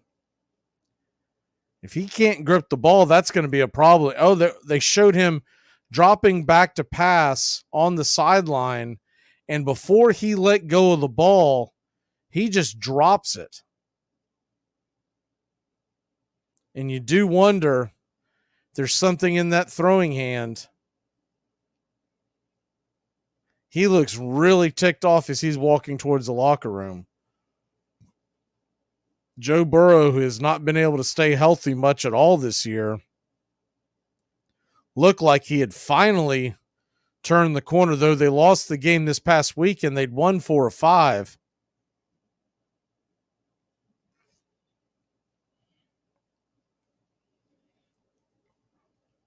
Jake Browning is warming up on the sideline for the Cincinnati Bengals. If the Bengals do get the ball back in this half, I would say Browning's going to be taking the snaps, and he may be pushed into action for the rest of the game.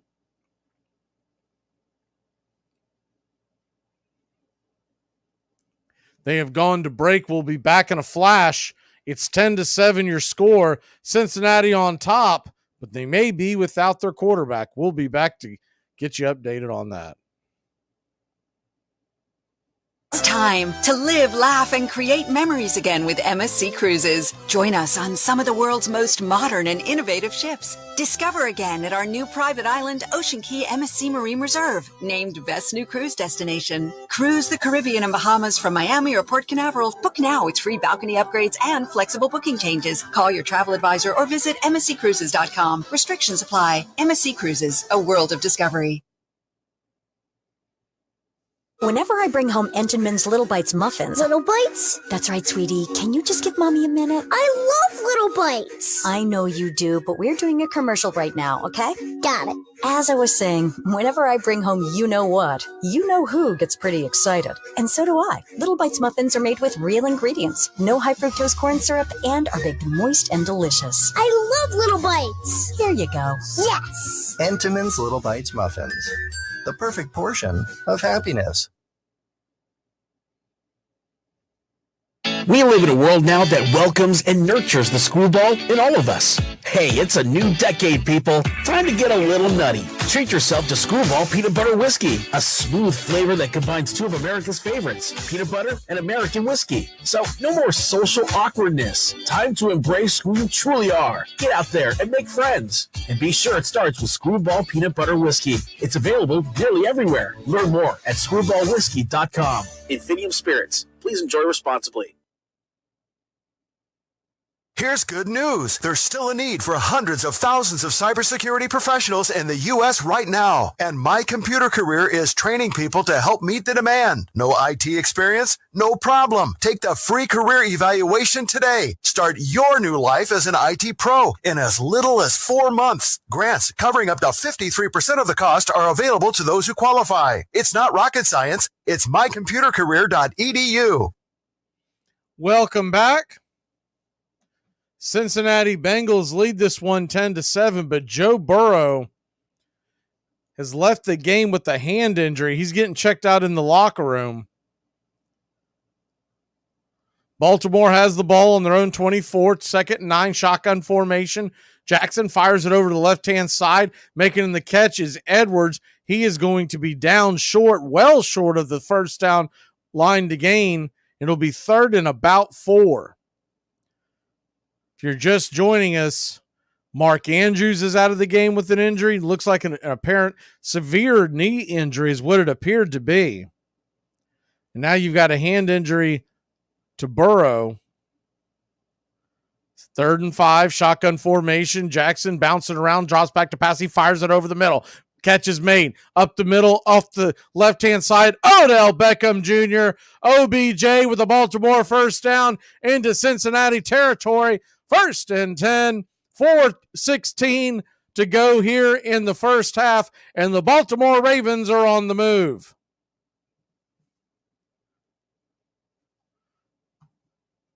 Nice job by Jackson. He had plenty of time. Great job by that Baltimore offensive line. 1st and 10, shotgun snap. Jackson drops back to pass, has all day. He's just hanging out, eating a sandwich in the backfield, pointing, running, and he is still going to get dropped and sacked. Terrible job by Lamar Jackson. He had all day, all night. He's getting up, blaming his line. Do you believe it? He is blaming the other players. He had all day long to make the play. Lamar, you got to use your athletic ability and go or throw the ball away. I don't know if he's upset with the receivers. First of all, OBJ was wide open down the right-hand side, but he may not have seen him. But he had all day to make a decision. 2nd and 12, shotgun snap, dumps the ball off over the middle, making the catch for about, we'll call 5, maybe 6-yard gain. Good catch, good spinning move by Hill. And it'll be 3rd and about 6 or 7. They keep showing Joe Burrow's right hand, his throwing hand. Almost looks like it. Well, I don't know what his hand normally looks like. Some of these quarterbacks' hands are mashed up, but it looks like one of the bones looks out of joint, but you never know with these quarterbacks. So their hands take a beating over their career.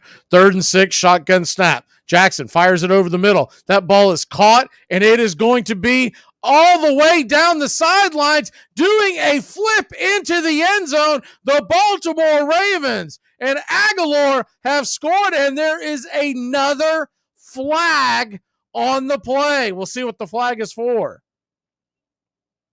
Baltimore is celebrating, so it may be on Cincinnati. The field judge is talking it over, pushing the back on the defense. You don't see that very often. And the touchdown will count. The penalty declined, and the Baltimore Ravens have taken a 13-10 lead, extra point pending. What an electric play by Aguilar. He was dragging over the middle, and the ball, I believe the defender got his hand on the ball and tipped it.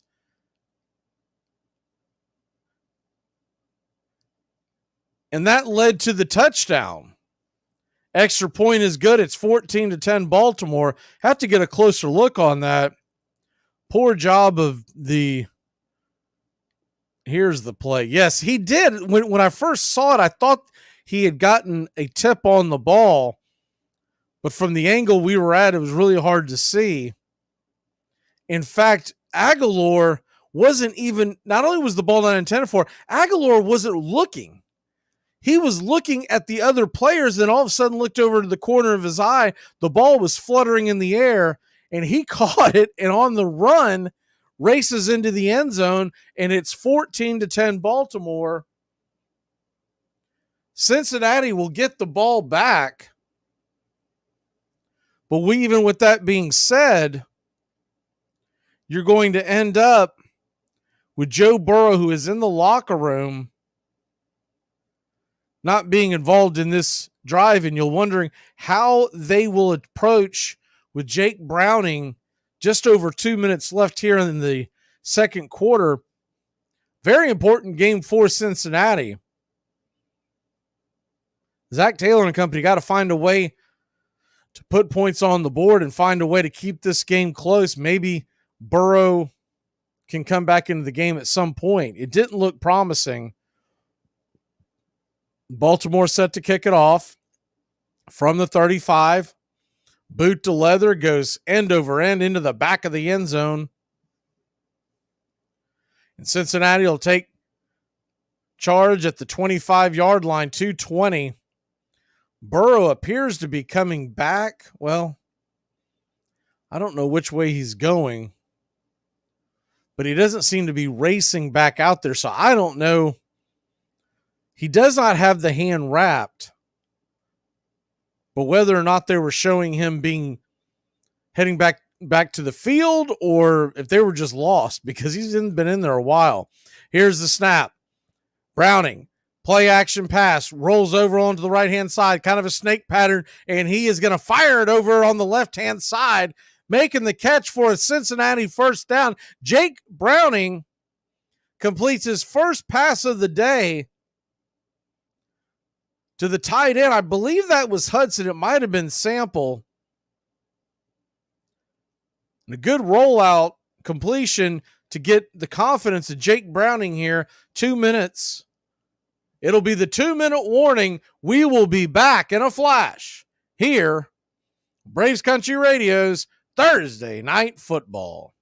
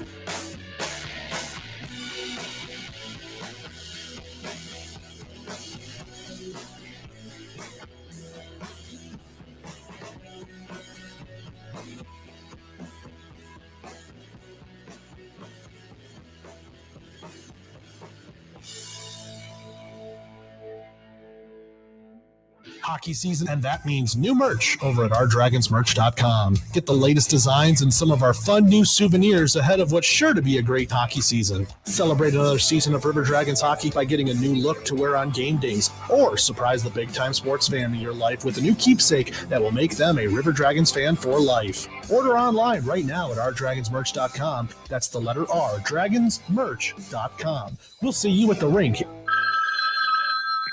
At the tone, leave your name and message. I'll get back to you. This is Shirley from the bank. The answers are no, no, and yes. No, we won't loan you money. No, we won't accept any co-signers. And yes, your account's overdrawn. I get off at 4:30. Welcome back. First down play is a handoff to Joe Mixon. Runs up on the left-hand side for a couple of yards, but it looks like it's coming back. There is a flag on the play. We'll see what the call is. Looks like it's going to be illegal use of hands on the Baltimore Ravens, so it will be a Cincinnati first down. Play was called on number 99, Owen.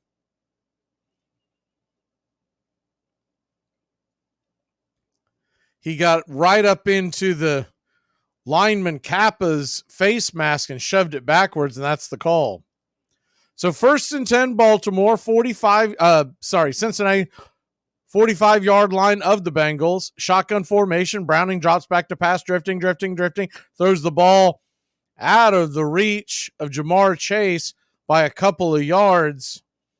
Falls to the ground. It's 2nd and 10.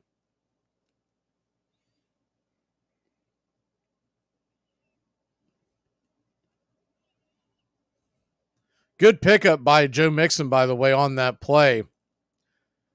They were sending a blitzer on the right side to come after Browning, and Mixon came in and chipped Smith to give Browning a chance to throw that ball. 2nd and 10, shotgun formation. Here they come. It's going to be a screen pass on the left-hand side by Mixon, a one-handed grab, juggling catch. He'll rumble down the left sideline out of bounds, and the Cincinnati Bengals will be about 2 or 3 yards short. But a good play by Mixon keeps him in the mix. All puns intended here on Armchair Quarterback Radio. All right, 3rd down. Minute 43 here in the second quarter. 14-10 your score. Baltimore leads.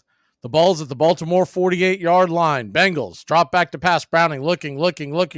Fires it over the middle. And what an acrobatic catch by Irvin. Oh, my word. He came out of his shoes to make that catch. Irvin, number 16, making a leaping dive, and it's a Cincinnati Bengal first down. Great throw by Browning. Incredible catch. Leaping, coming out of his shoes, Trenton Irwin.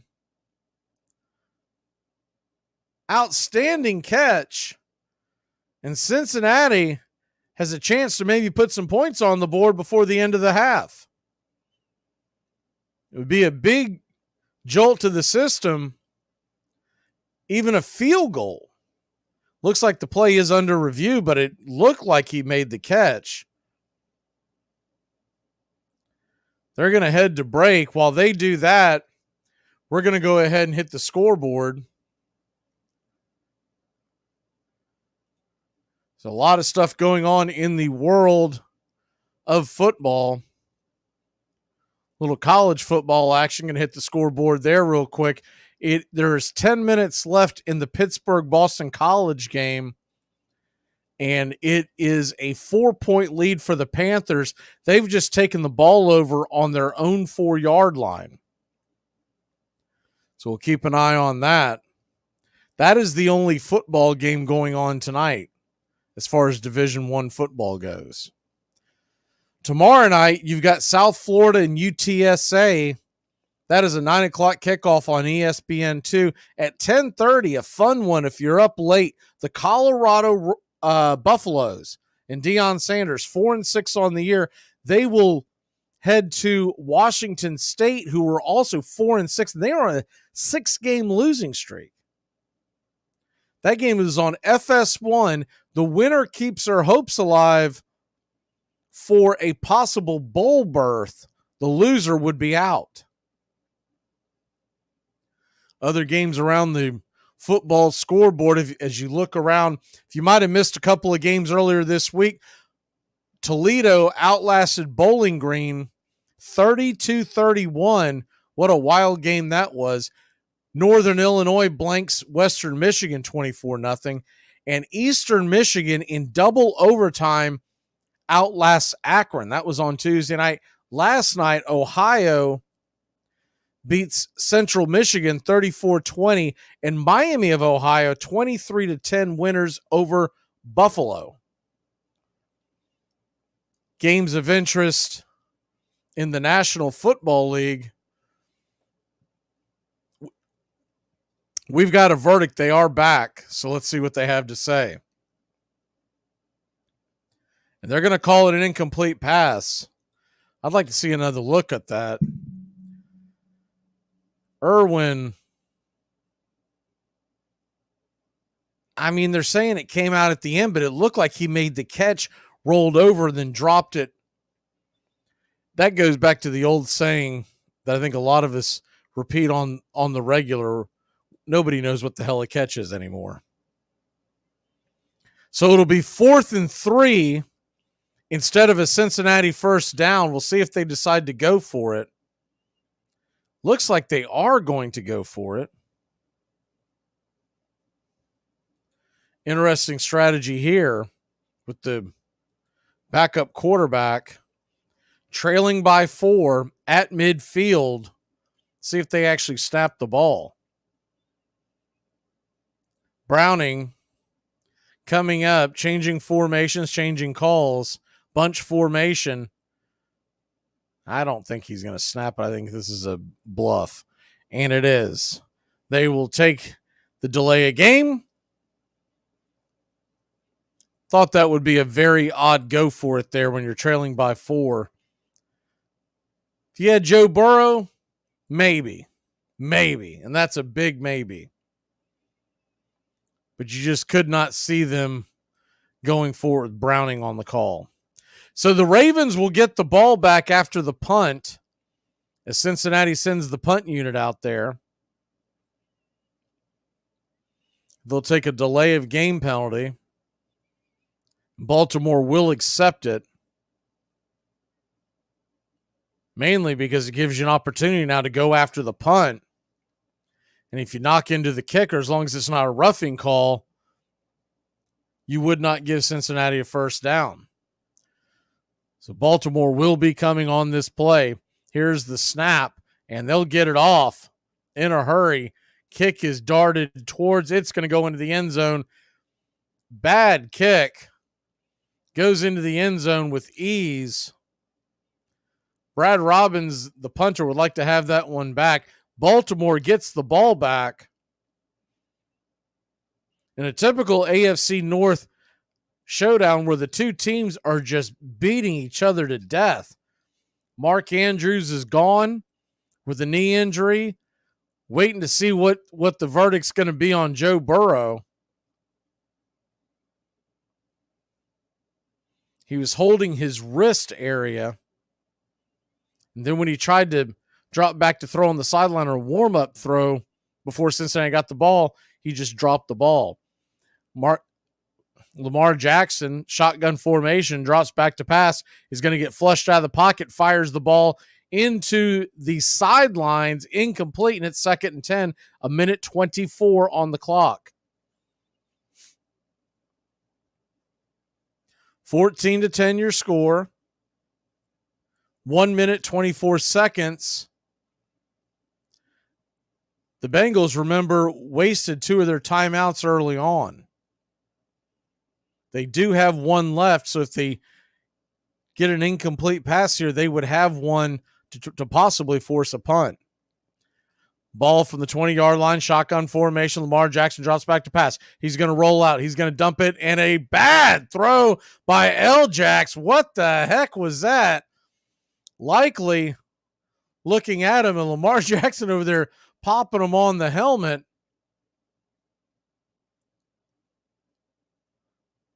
But unless I saw this incorrectly, that was just a terrible throw.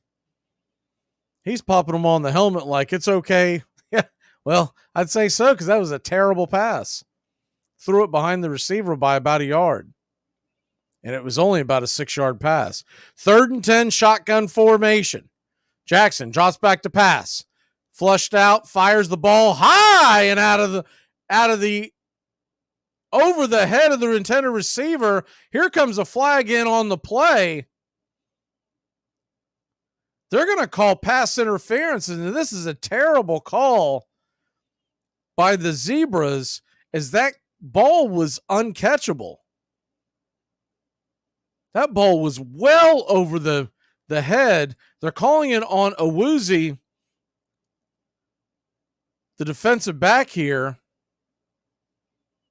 If you want to possibly call holding, okay, I get it.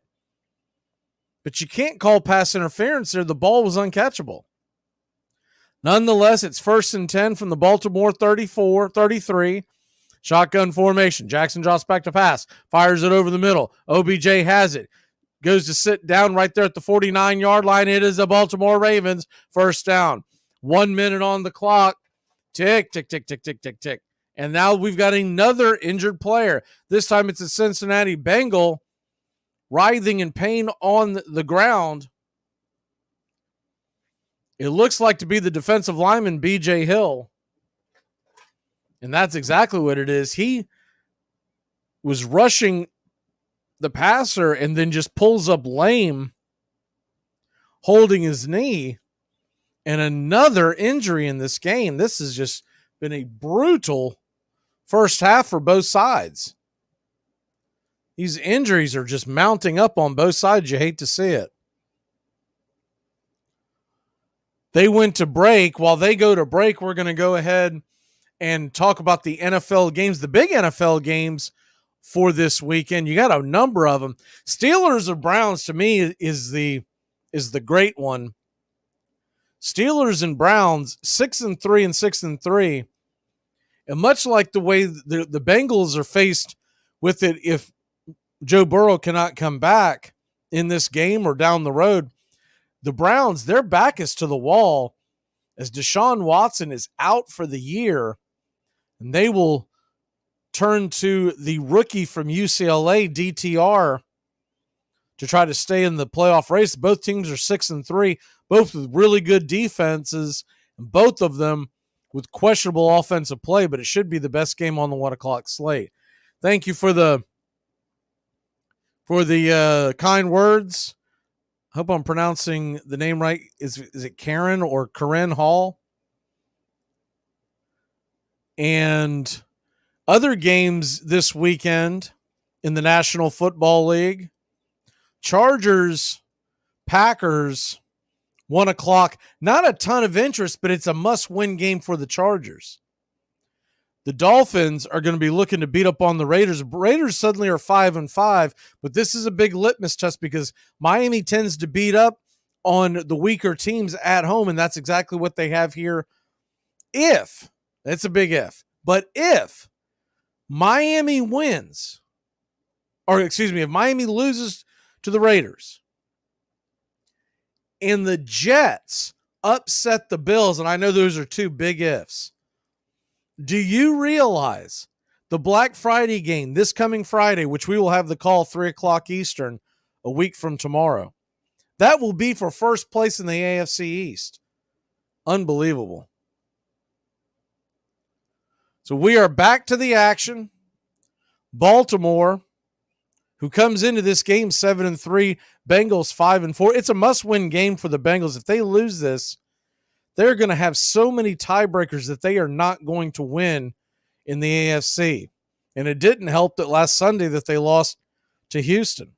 So shotgun formation, 4 wide, 1 in the backfield. Jackson takes the ball, gets set. He's going to get flushed out of the pocket. He's going to dump it off, and it is going to be a likely story.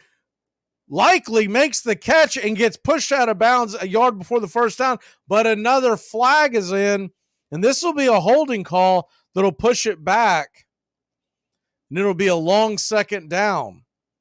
it appears that they are calling it on Simpson, the right tackle,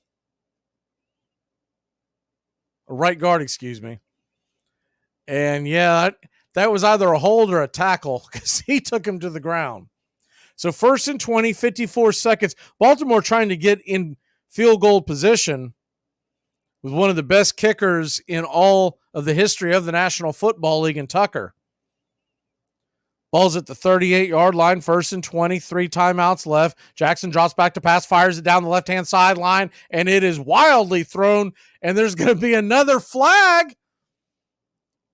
This time Flowers is going to draw it from Turner, but once again, this is an uncatchable ball that they're going to call pass interference. To the letter of the law, you're not supposed to call that. You can call illegal contact. You could call a hold. Both of those would be 5-yard penalties. But these are spot fouls. And though oh man, that is a bad call. They just bumped into each other as they were turning. You know, we talked about this on the show a few weeks ago, how the lower scores, the NFL was going to start making some calls, and they're starting to do it, where they want more scoring. Shotgun formation. Lamar Jackson drops back to pass, fires it down the left-hand side. OBJ makes one-man miss, dances down the sidelines. He's going to step out of bounds at about the 13, 14-yard line, and it's a Baltimore Ravens first down. 41 seconds left here in the first half. Baltimore. Good spin move by OBJ. Then he put a stiff arm on Taylor Britt. Shotgun formation. Jackson drops back to pass, rolls out, right side, looking, dances out of bounds. There's about 34 seconds left. It'll be 2nd and long. Baltimore, remember, they still have all 3 timeouts in their pocket. So with that being said, there's a number of things they could do here, including the explosive running back that they've been trying to get the ball in the hands of this half, of Keaton Mitchell. He's number 34. We'll keep an eye out for him.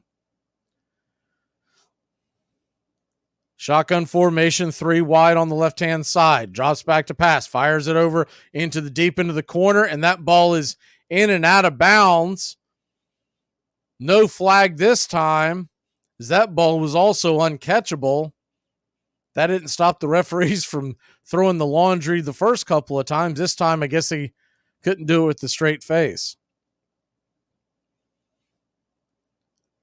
So 3rd and 8, 28 seconds left. Baltimore, once again, all 3 timeouts, so they could work the middle of the field. Baltimore leads at 14-10. Driving. Shotgun formation, snap. Jackson winds up, fires it into the end zone. Touchdown, Ravens!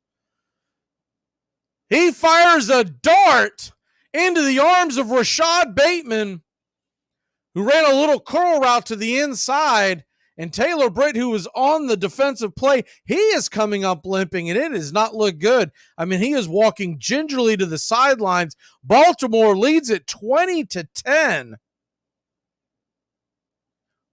We'll have to check on Taylor Britt. I mean, these guys are dropping like flies tonight. Cincinnati, if you count Burrow, we still don't know if he will be back. If you count Burrow, this is 4 guys that have gone out of the game. Here's the extra point. It is up. It is good. Justin Tucker makes it 21-10. 23 seconds left here in the second quarter. A game in which the Cincinnati Bengals were thoroughly dominating until the injury to Joe Burrow, and then it is all fallen apart. Good throw by Jackson, by the way. He was running to his left side, had to fire a dart into Bateman, And I'm thinking Taylor Britt got hurt when he fell to the turf. So he didn't appear to be injured before that. They showed Taylor Britt getting up and Turner coming over to help him off the field. Hope he's okay. We'll have to check on that at the half.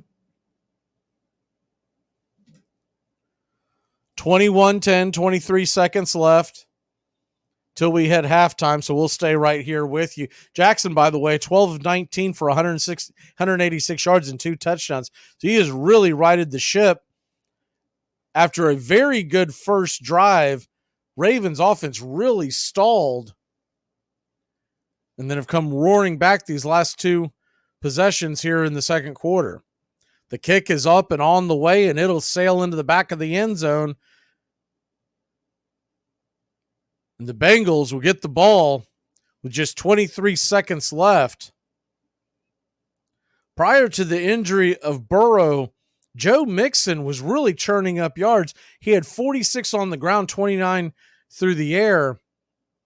But with no Burrow in the game, it's going to make it a lot easier to just tee off on Mixon. With just one timeout, you got to figure they're going to play it kind of safe close to the vest. Here's the run up the middle for Joe Mixon. He gains about 2, maybe 3 yards into the line. Cincinnati looks to be content going into the locker room, trailing 21-10. And Baltimore is not going to use any of their 3 timeouts either, so that's how we'll end it. We will head to the half. The Baltimore Ravens lead this one 21-10. We'll be back after the halftime intermission. You're listening to Braves Country Radio, Mac McGee, and Thursday Night Football. We'll be back after the break.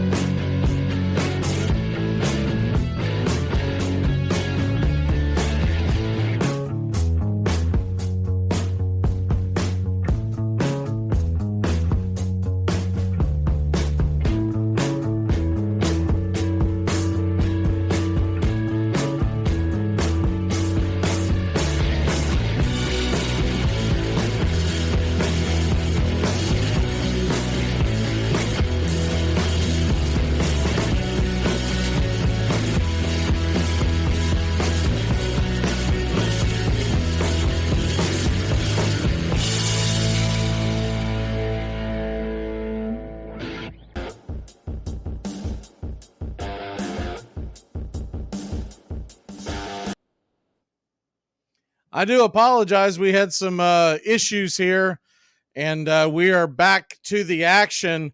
It is 21-10. I do apologize. Time got away from us. We were having some issues here behind the scenes, but to get you caught up to speed, 21-10. Cincinnati has the ball. There's been, looks like a pass interference called on Baltimore, as Jake Browning is still playing quarterback for the Cincinnati Bengals. So 1st and 10, Cincinnati, 21-10 your score. Cincinnati has taken the opening kickoff, and they are at the 13-yard line after the penalty. The handoff is up the gut, and they'll stop Mixon for a short gain, if any, and it's 2nd down. Get you caught up to speed what's going on in the world of college football. Looks like Pittsburgh's going to win the game against Boston College. There's still about a minute left. Boston College out of timeouts, and they're trying to go the length of the field. They trail by 8. So 2nd down. Browning drops back to pass, rolls to his left, running. He's going to run out of bounds about 3-4 yards short, and it'll be 3rd down. A little surprising that he went out of bounds so easily. There really wasn't anyone near him. He could have gotten another yard or two, but instead, it'll be 3rd and short. Of course, he's got to play as careful as he can, because with the injured Joe Burrow, they would go to the emergency quarterback situation at that point. 3rd and 5, shotgun snap.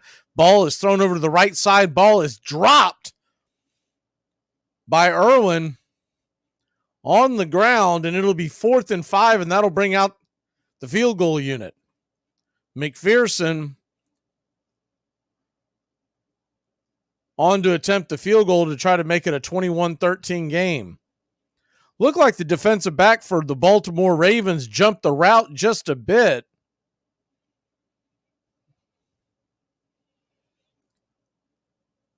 But they let him play through. Looked like Ronald Darby just got in on the receiver just before the ball got there. 4th and 5, the snap, the kick is up, the kick is good, and it's 21-13. 9:56 left in the 3rd quarter. We got ourselves a ball game here in Baltimore. We'll be back in a flash. Thursday Night Football. Keep it locked in.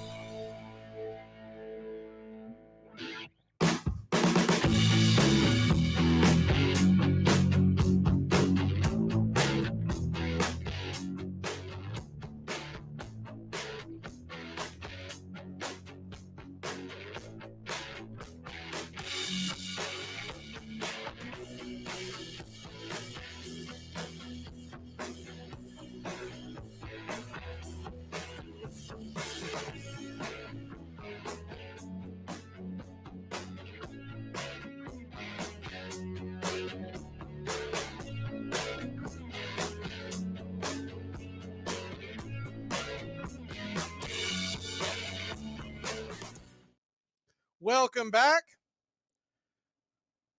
Kickoff heading towards the Baltimore end zone is going to be in and out of the end zone. It'll be a touchback. If you're just joining us, Joe Burrow has been ruled out for the rest of the game, calling it a wrist injury.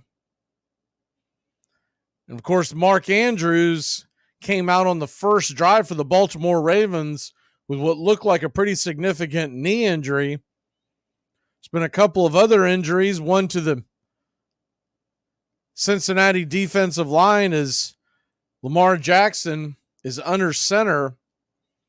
Looks like he's calling an audible. Here's the snap, the handoff to number 35. Edwards is going to rumble, stumble, bumble up the middle, and he has got a 21-yard, make it a 26-yard gain for the Baltimore Ravens here on first down.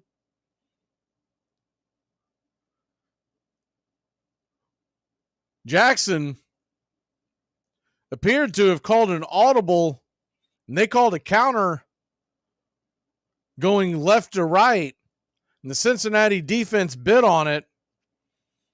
And Gus Edwards, 5 carries for 33 yards tonight and a touchdown, has got Baltimore up to the 49-yard line. Jackson drops back to pass. Shotgun formation. He will dance around, fire the ball over to the right-hand side. The catch is made. It's going to be a Baltimore first down. Looks like it's a gain of about 12 or 13 yards. Good play by Jackson. They're quickly back up to the line. They're going to snap the ball, hand it off to Edwards, and he is up the gut for about 6 or 7 yard gain. So Baltimore just cutting through this Cincinnati defense. They lead at 21-13. 2nd and 3, 8.5 minutes left in the game. In the third quarter, Joe Burrow out of the game, ruled out for the rest of the game with a wrist injury on his throwing hand. 2nd and 3, shotgun formation. The ball is handed up the middle to Edwards, and he is going to power his way for a 4-yard gain, and it's a Baltimore first down.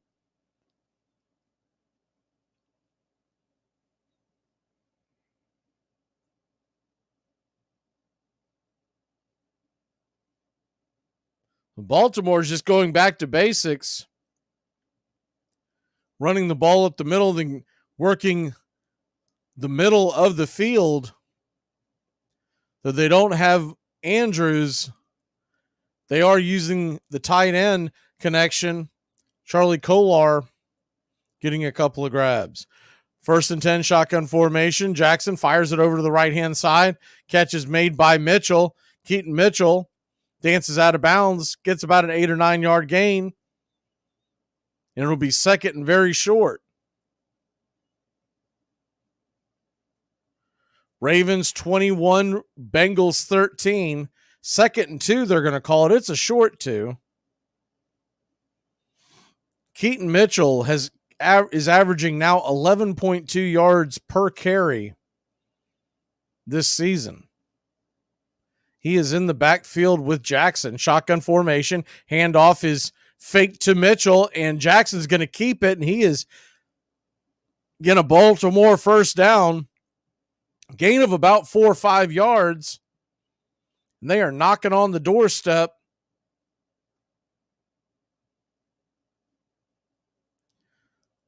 for yet another touchdown, leading 21-13. Jackson gets all the way down to about the 12-yard line.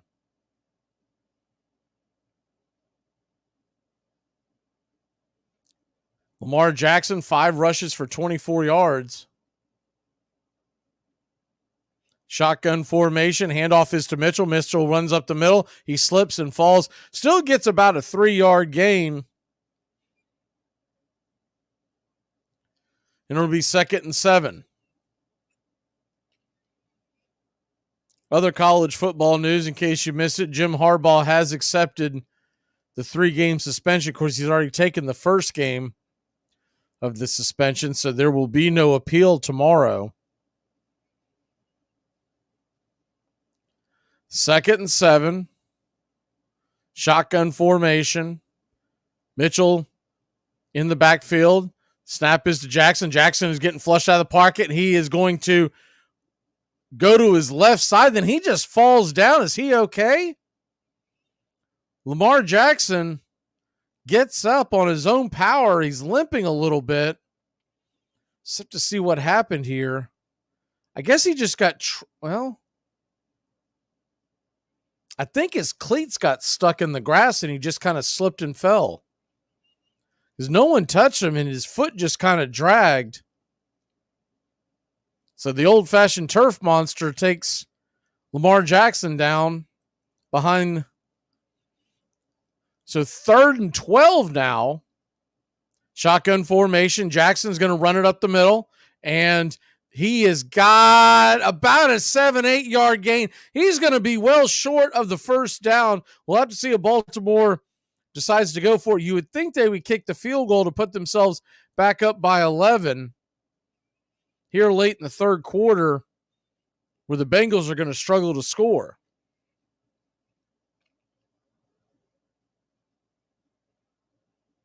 Lamar Jackson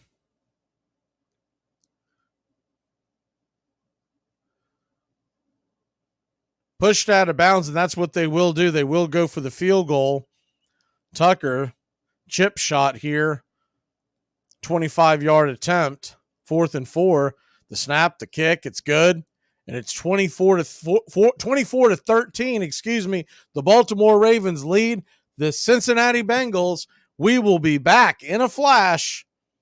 Thursday Night Football, Ravens and Bengals, AFC North Showdown.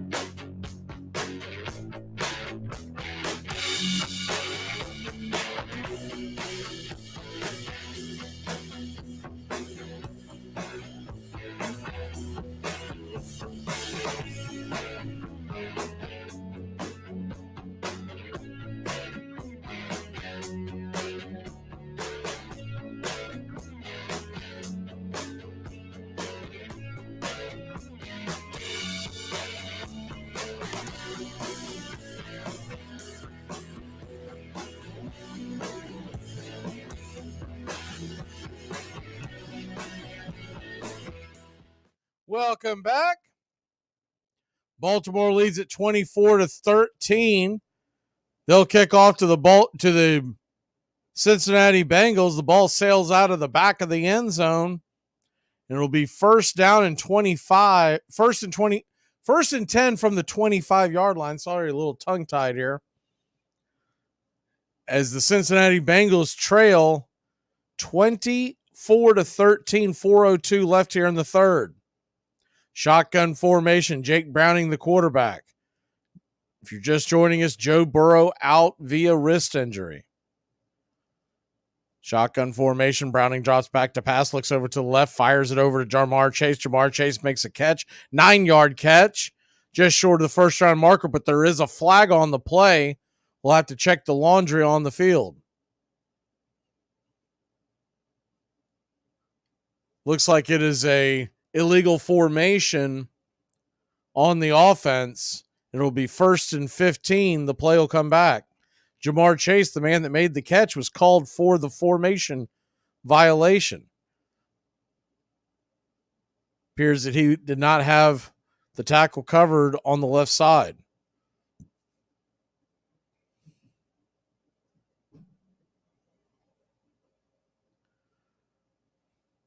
So 1st and 15 from the 20. Shotgun formation. Jake Browning drops back to pass, looks around. He's going to get swallowed up by the defense, held on to it way too long. He'll go down, and it is a sack for the Ravens. Looks like a loss of about 10 yards. It's going to be 2nd and very, very long. Michael Oa on the right side came around. Really more of a coverage sack as Browning was just deer in the headlights, didn't know where to go with the ball. And he was dumped onto his wall at 2nd and 22, they'll call it. So they didn't quite give him all the way back to the 10. Line of scrimmage is at the 13. 2nd and 22. Halfback draw up the middle. Get about a 8-yard gain. And you'll now get 3rd down and about 17.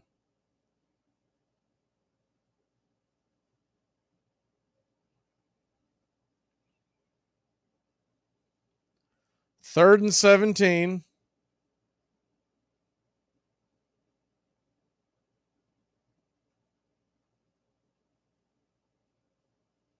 Shotgun formation, 3 wide, 2 in the backfield.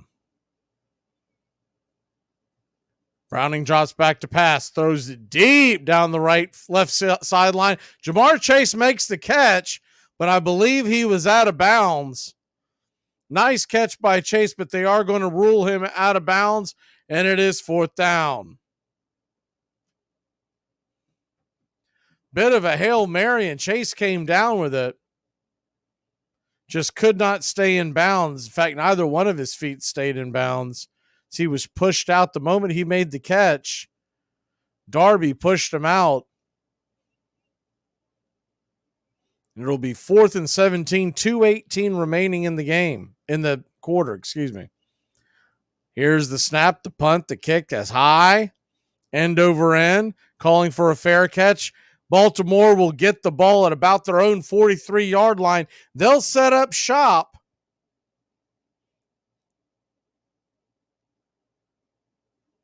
Just past midfield here on Thursday Night Football.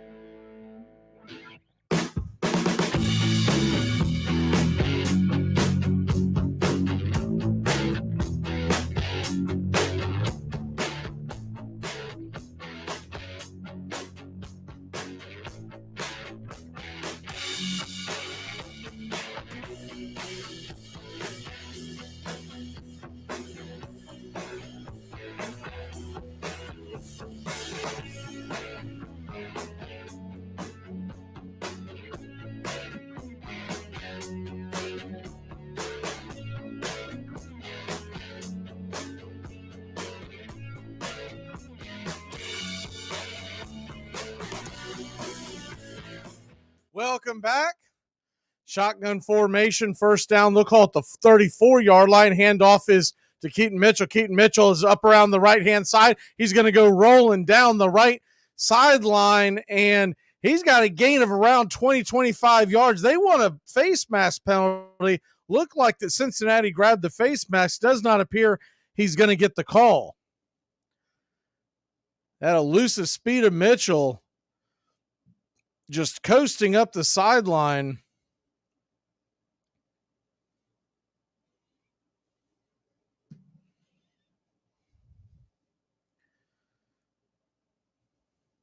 So it's 1st and 10 at the 35. Lamar Jackson fakes the handoff, flips it over there to the left-hand side, over to Flowers. Flowers makes the catch, and it'll be about a 6-yard gain, maybe 5. It'll be second and manageable for the Ravens.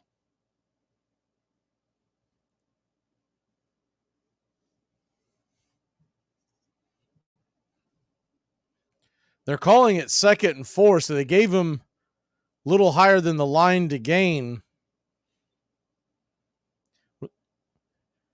Appears they gave him a little more than what the official originally put his foot at. But regardless, second and just about 4.5.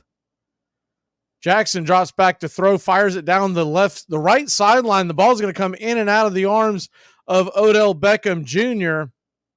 He's trying to make a one-handed catch. He might have had his left hand pinned by the defensive back. Ball falls harmlessly to the ground, and it's 3rd down.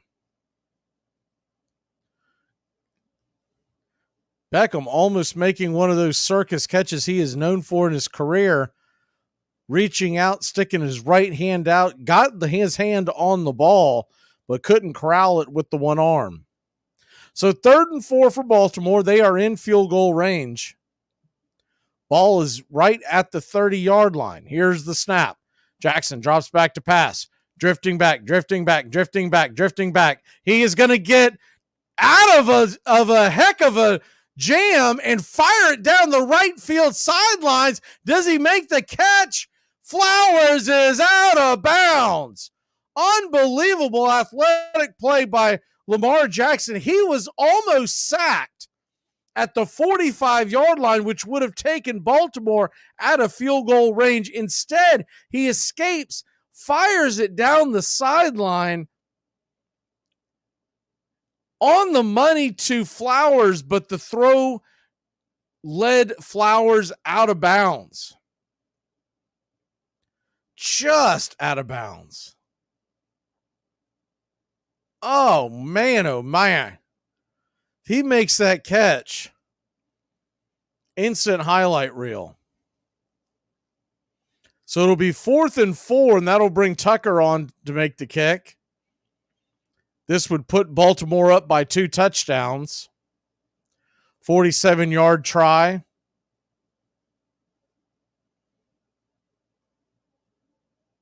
Tucker leans back, lets her rip, and he drills it right down the uprights for the field goal. Put 3 on the board, and it's 27-13. We'll head to break. When we come back, Cincy gets the ball, trailing by 2 scores. He batted .321 or better over 9 consecutive seasons and stole 436 bases. Although he was short and weighed barely 120 pounds, he tripped opposing runners on the base paths, blocked them, spiked them, and rarely complained when they did the same to him. We'd spit tobacco juice on a spike wound, he remembered, rub dirt in it, and get out there and play. Mayhem seemed to follow John McGraw wherever he went. When he got into a fist fight with the opposing third baseman in Boston in 1894, both benches emptied. Fans began brawling. Someone set the stands on fire, and the entire wooden ballpark and 170 neighborhood buildings went up in flames. Welcome back. 27-13 is your score. Cincinnati will receive the kickoff just in front of the fourth quarter. There's 26 seconds left. Here's the kick from Justin Tucker. It'll go ripping into the back of the end zone, in and out. And Cincinnati will set up shop at the 25. Appreciate y'all tuning in tonight. This is our first football broadcast in quite some time. Of course, most of y'all know us from the baseball play-by-play. We'll be bringing you football play-by-play about once a week. Shotgun formation. Browning takes a snap and hands it off up the middle. Looks like to Mixon. Mixon gets dropped at the line of scrimmage. And it'll be second long. Mixon getting into it with Queen. A little jawing back and forth, and that looks like that'll end the third quarter. 27-13 your score. When we come back, the Cincinnati Bengals will try to march the field and get themselves within a score. We'll be back in a flash. Thursday Night Football, Braves Country Radio. With the help of several would-be owners, Ward and the Brotherhood started a rival league, the Players League. At first, the new league did well. 56 top players defected to its teams and brought their fans with them. I am for war without quarter. I want to fight until one of us drops dead. From this point on, it will simply be a case of dog eat dog, and the dog with the bulldog tendencies will live the longest. Albert Goodwill Spaulding.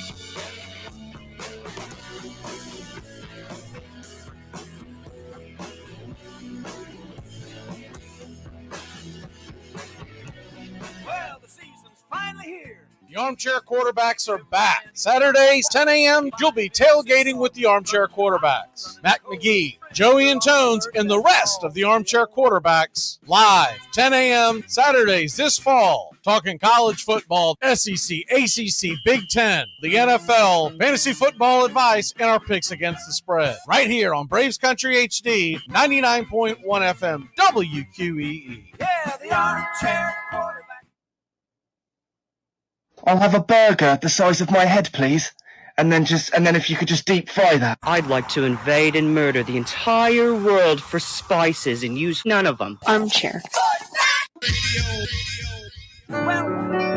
Hey, Braves fans, I'm Mac McGee with Braves Country. We'll be right here on the key all year long giving you Braves Country baseball, pitch by pitch, inning by inning of your Atlanta Braves. Make sure to catch Braves Country right here on the key. We go live 3 to 5. And we'll keep you up to date on the upcoming schedule for Braves Country. That's Braves Country HD and Braves Country Baseball right here on the key. Welcome back. Baltimore Ravens lead this one by 2 touchdowns. Cincinnati has the ball. They've got an uphill climb with Baltimore leading by 2 touchdowns and Joe Burrow out of the game. And it looks like we're having an issue here where there's been a drone flying into the stadium. And so stopping play as we speak.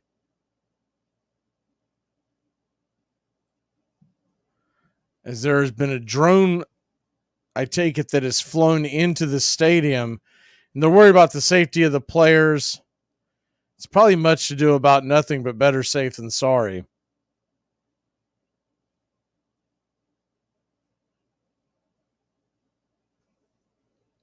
If you're just joining us, Mark Andrews, Joe Burrow, both out of the game. Separate injuries. Mark Andrews appeared to have a significant knee injury, and Joe Burrow, a wrist injury bad enough to take him out of the ball game.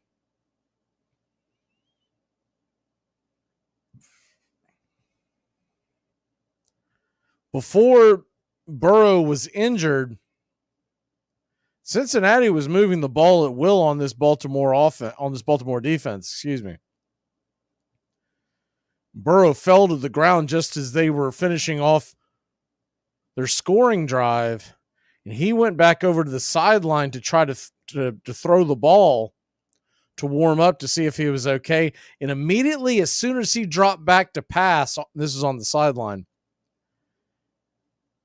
and he went to throw the ball, the throwing motion, he could not complete it. The ball came out of his hand, and he kind of fell down to the ground in pain, but also in disgust because he knew he was injured. So we are now back to the action. Shotgun formation, 2nd and 10, 25-yard line of Cincinnati. Bengals have the ball going left to right on your dashboard. The shotgun snap. Browning looks off to his left, dumps the pass off, and that ball will be caught for a minimal gain by Tanner Hudson. The tight end getting about a 3-yard gain. It'll be 3rd and long.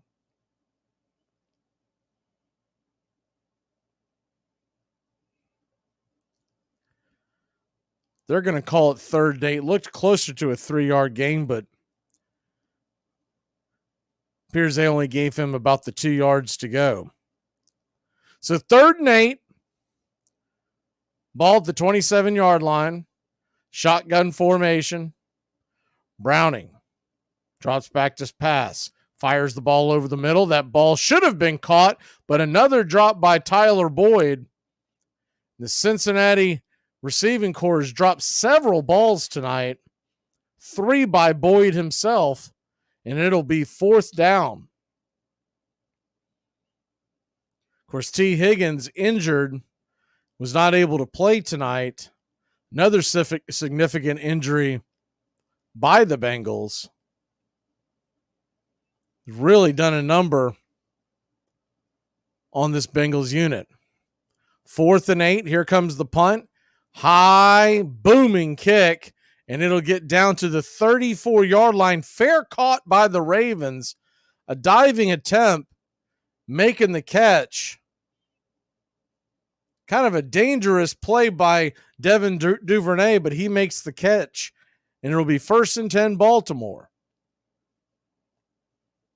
We will be back on the call 1 week from tomorrow, Black Friday, Dolphins and Jets, 3 o'clock Eastern. First Black Friday game ever in the history of the NFL. Shotgun formation, handoff snap is to, believe that is Mitchell. It is Mitchell. He gets almost 10 yards on the carry. And it'll be 2nd and very short.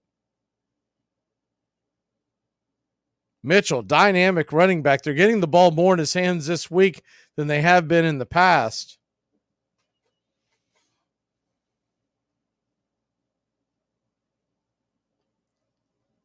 And every time the ball gets in his hands, you can tell that he is a threat to go. 2nd down, handoff to Mitchell, up the middle. He is going to just be short of the 1st down. And it'll be 3rd down. We'll call it about 3rd and 2 for the Ravens as they're approaching midfield, 2-touchdown lead. Facing a backup quarterback, you got to figure Harbaugh is going to play it fairly safe. Shotgun formation, handoff is to Mitchell. Mitchell's up the middle. He is going to fight his way to a 1st down, throws a stiff arm and gets a gain of about 5, and it's 1st and 10 Baltimore. So how about that? Leaning on Mitchell. He has 8 rushes for 33 yards. And the first 2 carries he had were of minimal gain. So essentially 6 carries for about 32 yards. Ravens back in the shotgun formation. Mitchell in the backfield. They'll fake the handoff, and Jackson will keep it running up the middle, and then he'll just kind of somersault his way down about 3-4 yards short of the first down. Depends on where the ref wants to spot it. It'll be second and short for the Ravens, leading by 14.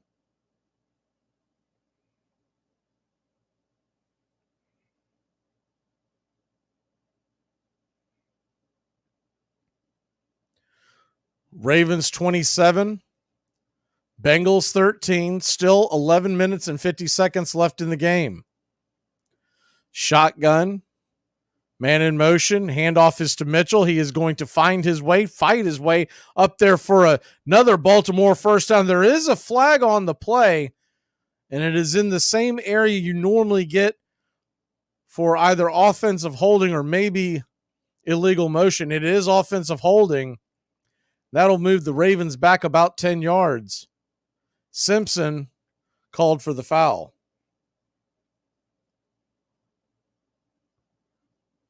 Showing the replay,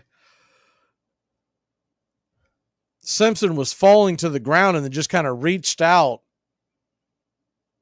I think it was more of him losing his balance than it was him actually intentionally committing the foul, but nonetheless, it was a holding call.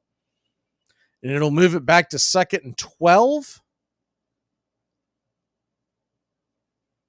Appeared to be, should have been a little further back than that, but that's where they'll spot the ball. 2nd and 12. 11:20 left in the game. Ball at the 44. Snap. Lamar drifts back. Flushed out of the pocket. He's going to get out and run. He's going to dive, slide, kind of do another rolling.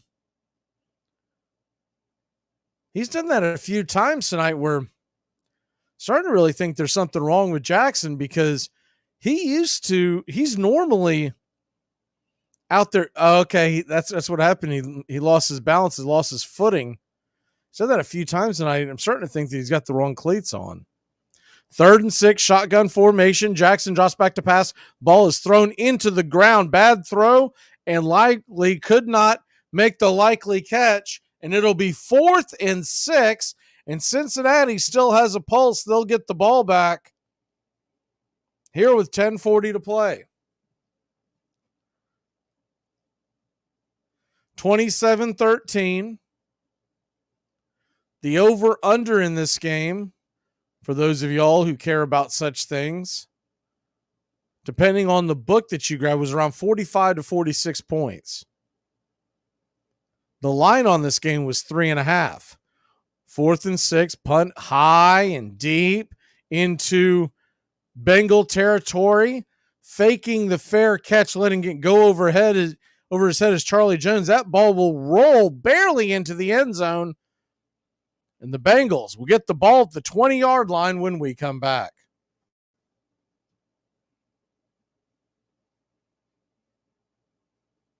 Babe, I'm telling you right now, Saturdays and Sundays are about to be off limits. I'm watching football for 12 hours a day on Saturday and 12 hours a day on Sunday, and there's nothing you can do about it. Don't make any plans that involve me. Don't ask me to do anything. And make sure that fridge in there is stocked with beer every Saturday and Sunday morning, and we won't have any problems. Armchair.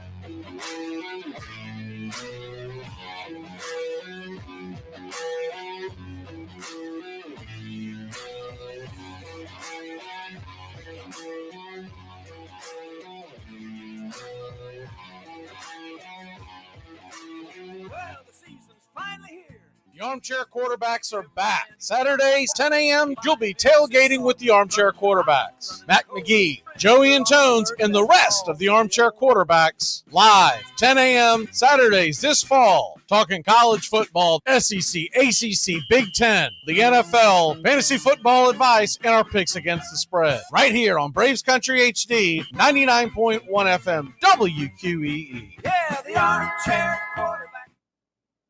I don't know who needs to hear this today, but if 99% of the people in the world find you ugly, 78 million still find you attractive. And out of those 78 million, 49 million of those are blind and 29 million just have bad taste because you ugly. Welcome back. Cincinnati on the move. They take the first snap and run it up the middle for a couple of yard gain. As they try to climb back into this, trailing by 14. Still about 10 minutes left in this game. The backup quarterback, Jake Browning, at the helm. 2nd and 7. The 23-yard line. Drops back to pass. Browning flips it over to the left-hand side over to Mixon. Mixon dives ahead for about a 3-yard gain, and it'll be 3rd and 4. 9:45 left on the clock. Cincinnati does have all 3 of their timeouts, but you got to get bigger chunks of yards than this.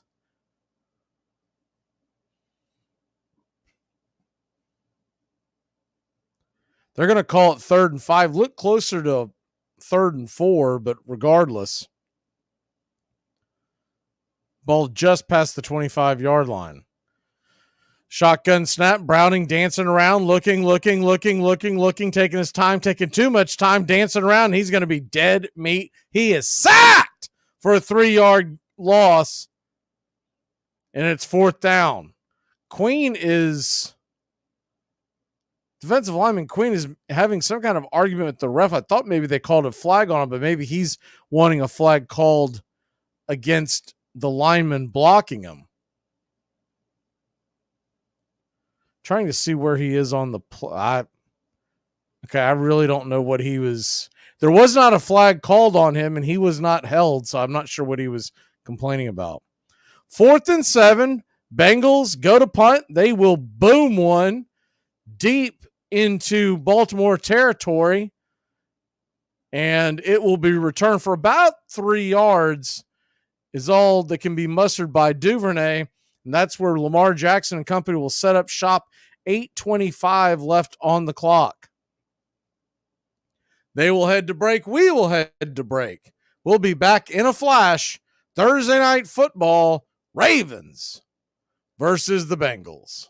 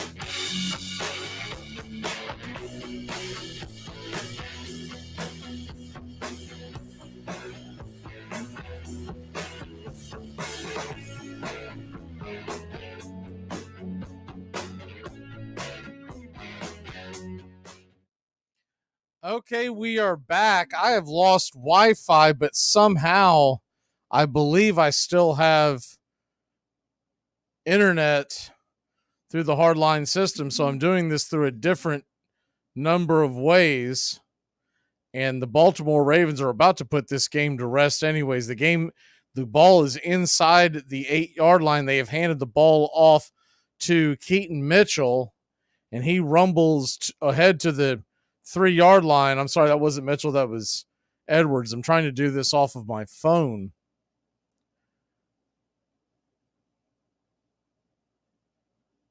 Ravens just about to put this game away. 27-13. And I do apologize. We went to break. I come back and every single device that we have connected bringing us the game was just spinning. And I'm going to have to reset the system to get it back.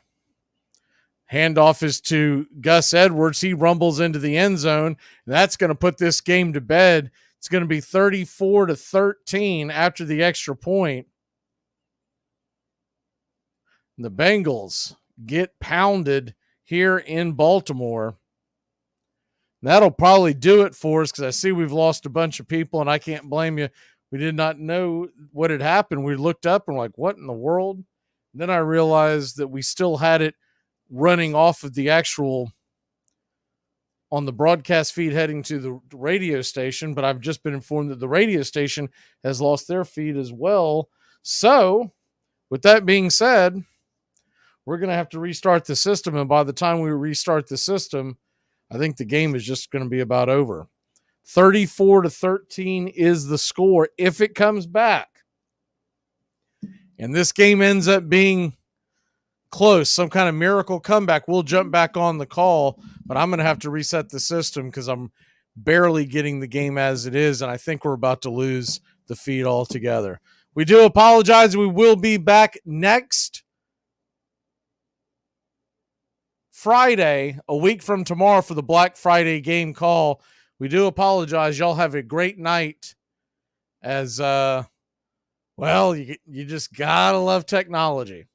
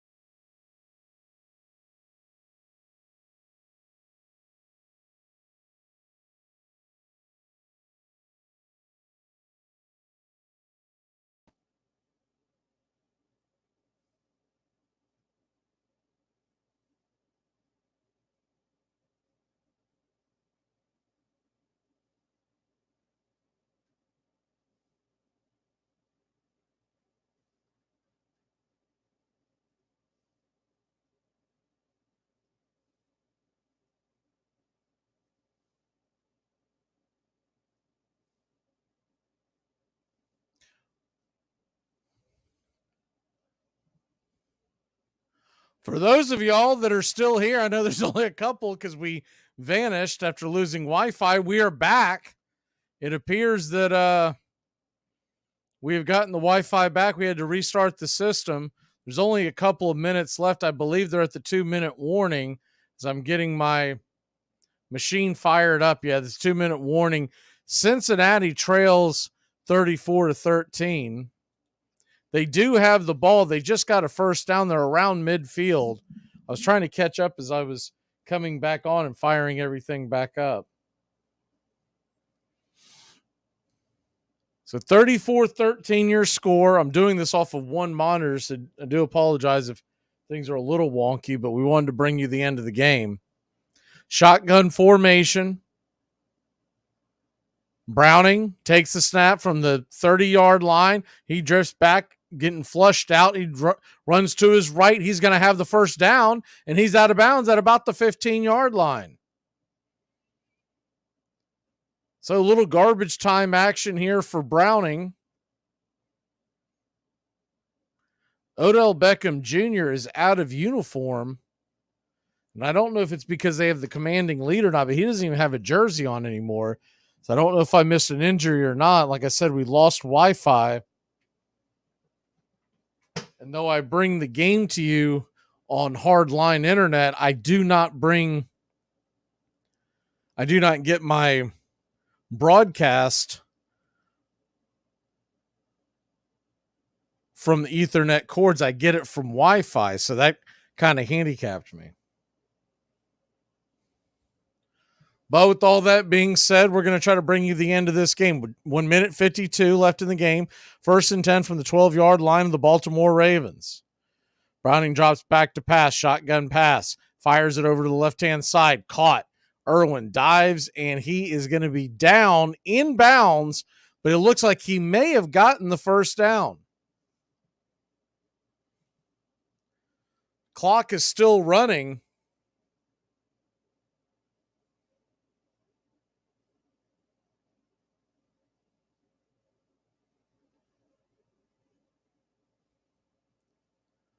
First and goal.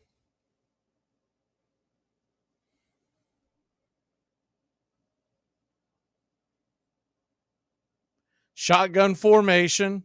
Browning drops back to pass, drifts it, throws it over to the end zone. That ball is caught for a touchdown, and Jamar Chase scores. He looks like he might be limping a little bit.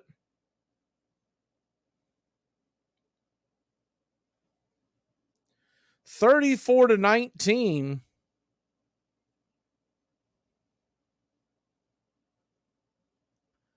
Chase ran the comeback route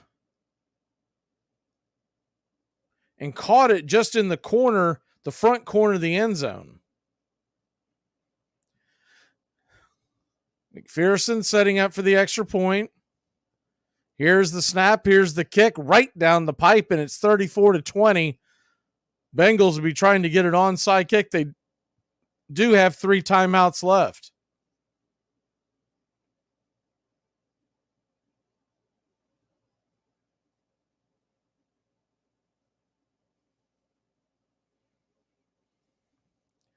So 34-20 your score.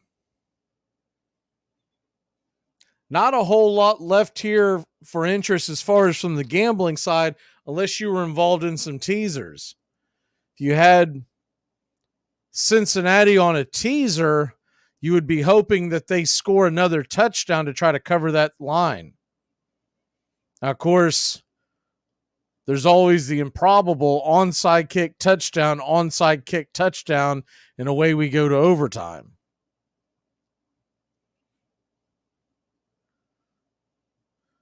But with Joe Burrow sidelined with the wrist injury,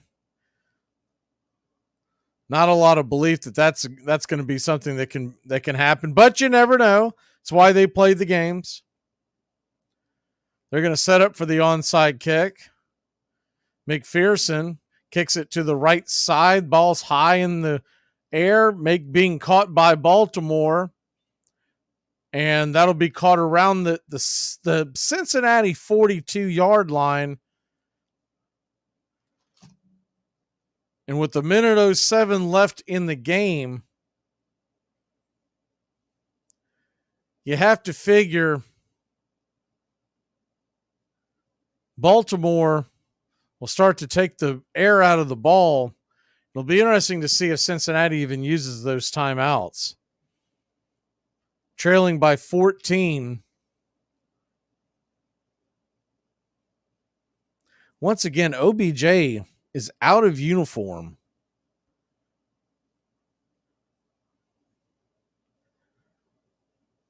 And considering the fact that Lamar Jackson and company are still out there playing the game, I can't imagine that he's out of uniform because of the score. So you wonder if he is injured.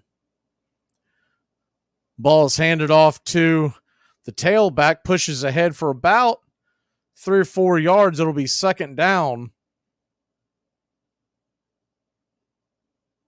I believe that was Edwards on the run. Baltimore 34, Cincinnati 20. Doesn't appear that Baltimore is going to be challenged at all here. It looks like Cincinnati's going to go home with all 3 timeouts in their pocket. 26 seconds left. Here's the snap, the handoff to Edwards once again. He goes around the side. He's going to kind of lay down as about 3 or 4 defenders take him to the ground, but that'll do it. That'll end the game. Those of y'all that stayed with us, we appreciate it. We tried like hell to come back. Like I said, we went to break and I looked up and I was like, what is going on here? And strangely enough, the Ethernet was still going, but the Wi-Fi had to be reset. Worst possible time it could happen. Well, that'll do it. 34-20, your final. Baltimore takes care of Cincinnati. They will fall to 5-5. Baltimore will be 8-3, and Cincinnati, depending on the injury to Burrow, he is, by the way, Joe Burrow is talking to a Baltimore defender on the field, and I think he's asking him about his injury, and just the grimace and the look on Burrow's face, it looks like the news is not good.